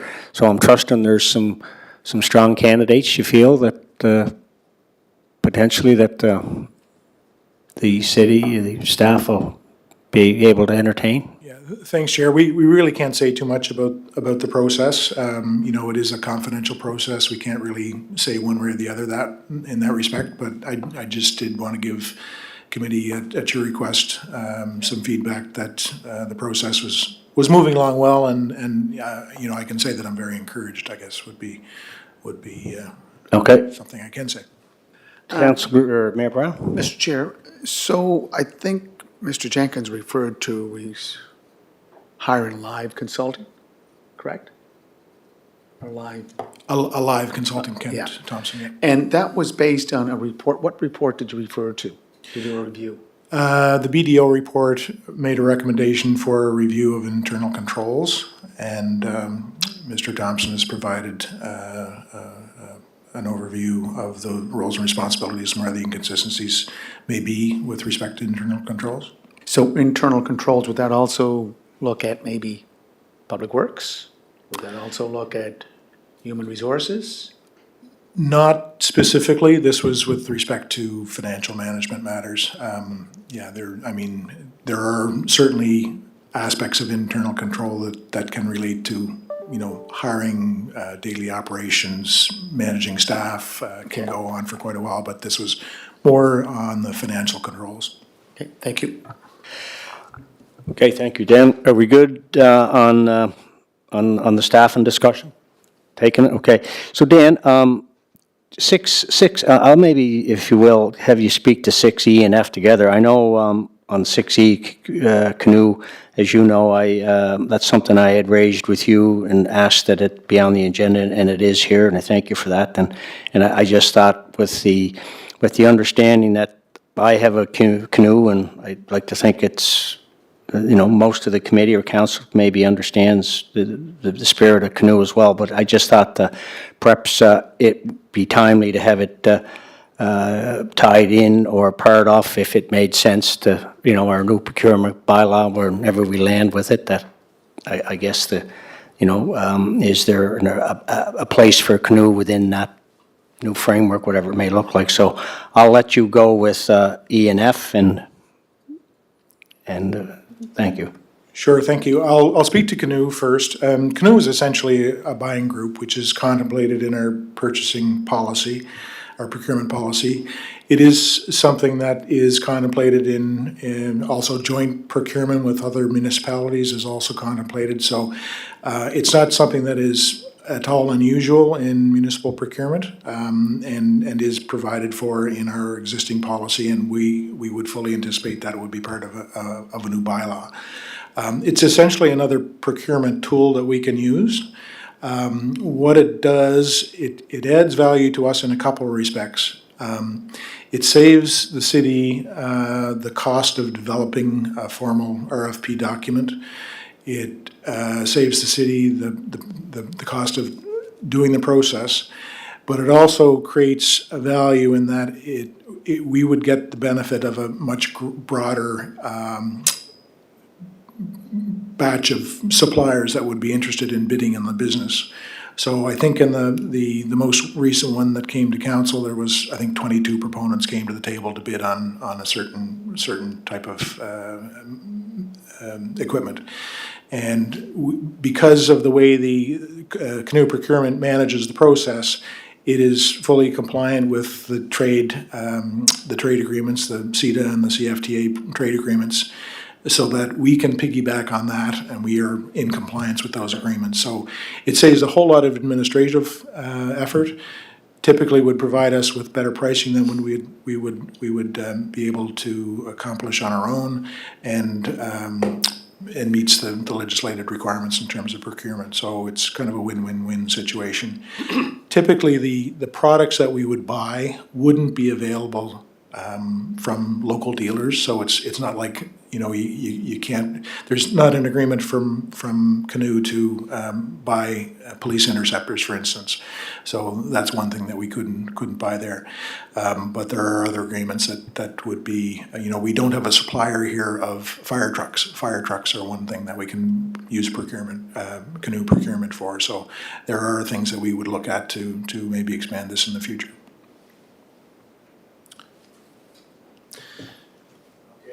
Does any, okay, go ahead, Councillor. I will add to that, that Federation of PEI Municipalities is a member, as is Newfoundland, Labrador, Nova Scotia, Northwest Territories, Yukon, Manitoba municipalities. They're all members of this Canoe procurement. So it's available for all municipalities. PEI, PEI in Newfoundland, Nova Scotia. And Mr. Chair, I did speak to Matt Pelsier, who's with the FCM, and I'm just trying to figure out how they get paid. Now, with Merck's, which is national, that covers the country, so it just doesn't go to that Maritimes or Atlantic province, it goes to country. There's a fee for that, but it's not a procurement portal. It is only just a portal to put up your tender. And I know Mr. Jenkins wasn't here when we had the discussions about the enterprise fleet management, but enterprise fleet management moved in as a portal to take care of, all the procurement for vehicles. They didn't do anything else. And there were some concerns about that, especially from the local vendors. And yeah, there are products that are not made here on Prince Edward Island or in the Atlantic region, as you said, fire engines.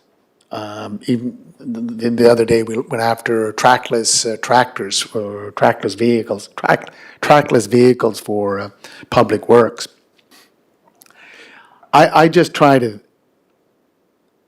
keep it as local as possible because of that experience we had with enterprise fleet management. I just want to, buy local, support local, love local. And that's why I keep going back. So, Dan, how do they get paid?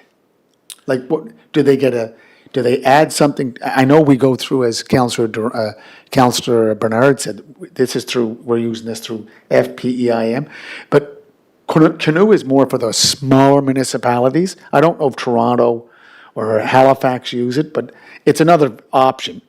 But do you know how they get a return? Like, they're not doing it free. Yeah, my understanding, Your Worship, is that they would receive revenue from FCM, who really manages this program. So it's part of it's a member service. We pay dues to FCM, and it's a member service that FCM offers to us.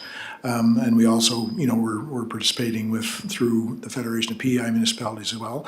So I suspect that there is at least some of the administrative cost of that service is covered in our dues. But I suspect as well that there probably is provision in a lot of the tenders that they provide that suppliers would provide to Canoe procurement, that there would be an administrative fee there that they cover off, that they absorb. And the trade-off is that they expect that they will get more business than just that one contract because it's being done through Canoe procurement. They'll have a market across Canada for that tender versus just, in Calgary or in Halifax or whatever. So. Yeah, so, Mr. Chair, I'm going to be making a follow-up call with, I think it's Sen. He's with FPEIM or John Dewey, just to get his understanding how there has to be it's like what's that, racketeering? The more you buy, the more you get in terms of credit.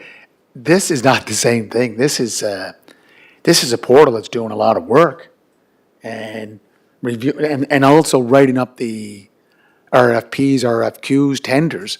So there's work that goes into it. Now, I'm sure there are templates that they can use all across the country to say, oh, this template for trackless equipment for the city of Charlottetown. We did that similar as tender out in Grand Prairie, Alberta. I just want to find out what's their return on work? What's the pay? So I think I'm going to follow up myself. But if we can get any information, it would be great. Yeah. And if it comes, as the CAO just said there, if it comes from the suppliers, I'd like to know if that's. Are you familiar with it? Thank you, Your Worship. I think if we look into it, what we'll find is there's a percentage that the suppliers pay towards it based on the contract or whatever, like a finder's fee. That's where Canoe Group makes its money, but we'll look into that and get that detail for you. Thank you.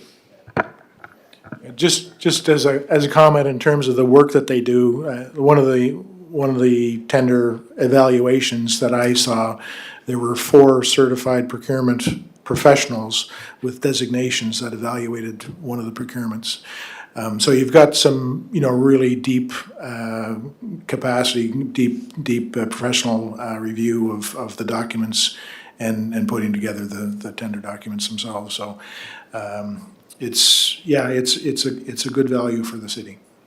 All right, thank you for that, Dan. Procurement bylaw progress update. Dan. Thanks, what Chair. Can you tell us? Yeah. It must be. Go ahead. Yeah, so not quite as far ahead as I would like to have been the 1st of October. We, had some significant staffing changes that necessitated a change in focus for the last few weeks onto operational matters within the finance department. So I'd say probably about 2 weeks behind on that. But that being said, I'll give you a little recap of where we are.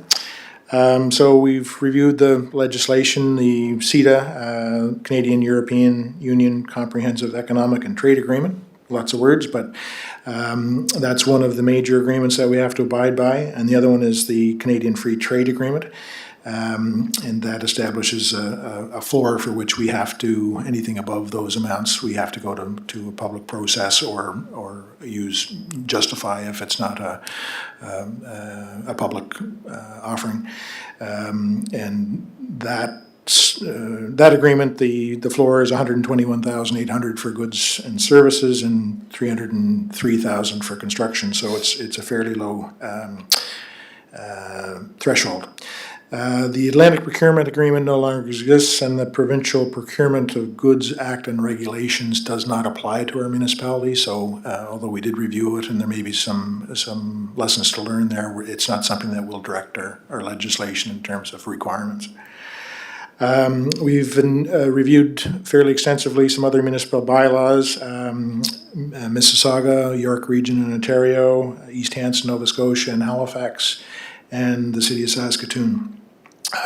We've had a fair bit of consultation through the work that Municipal Affairs has done, and they had done some work on drafting procurement regulations, which haven't been consummated, but we've had a share of those files, so we have all of the recommendations from that work as well.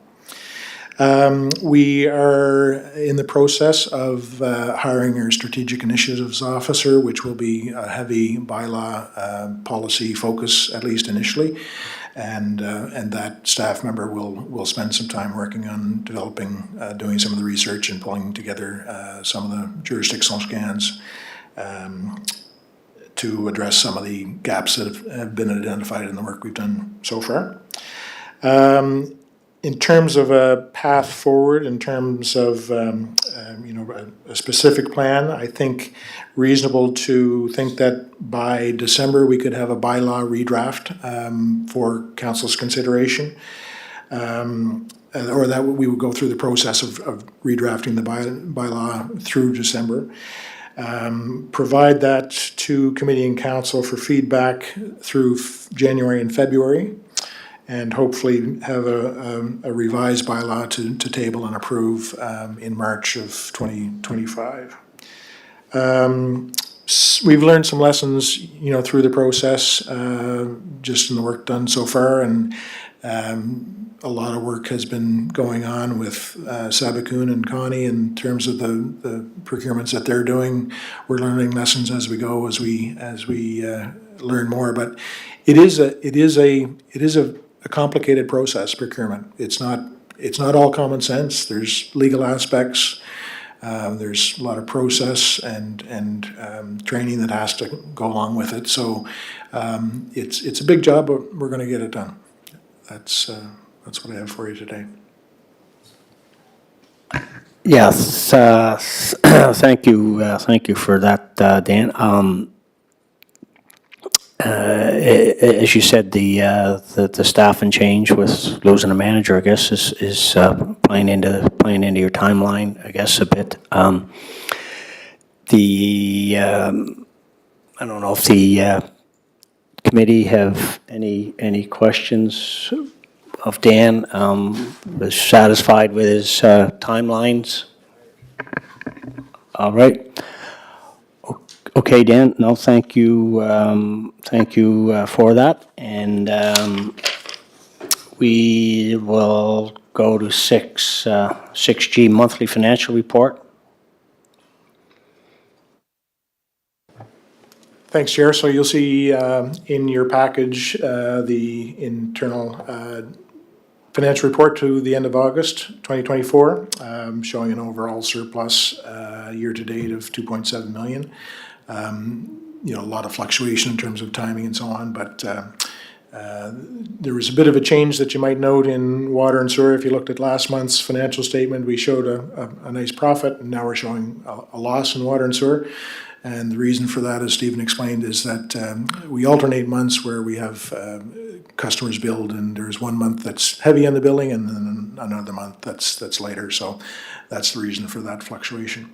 And happy to answer any questions on that, but I won't go through it in detail.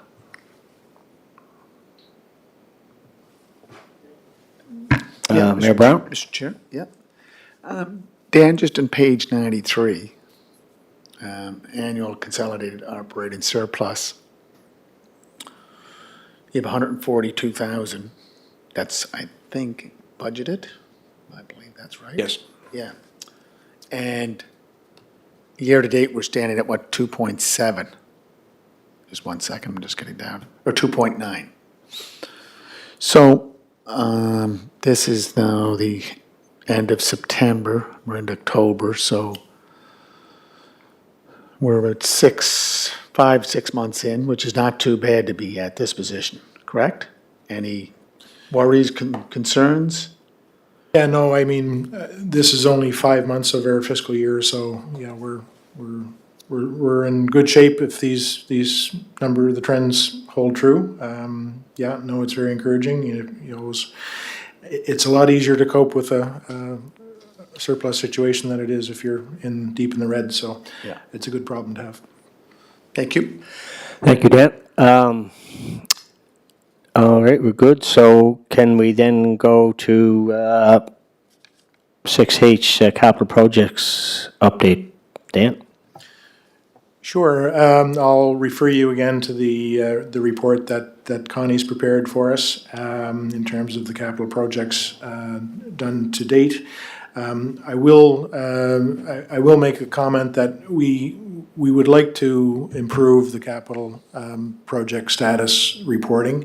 I think there's some good work that's being done in some of the committees. Frank recently did a great update on their capital projects, which gives you more depth and more context in terms of what's being done, the percentage of completion and so on. In finance, typically, we just look at invoices that have been paid and encumbrances that have been processed through purchase orders. So it doesn't give you as full a perspective in terms of where we are with capital projects. So we're looking to improve this reporting at Finance Committee and perhaps integrate some of the work that's being done both in Public Works and Parks and Recreation and the wastewater utilities. So a bigger picture reporting, if you will, using the work that is being done in some of the other departments and managing projects. Any questions, Dan, on the Yeah, Dan, I'm just capital looking. projects update? Mayor Mr. Brown? Chair, just looking at page 100 down at total wastewater. No, totals Eastlink, Cary City. It's the second last column, and we're at about 18.2 million. So that makes it, what, 22% of our budget, capital budget, is that correct? Just for clarification?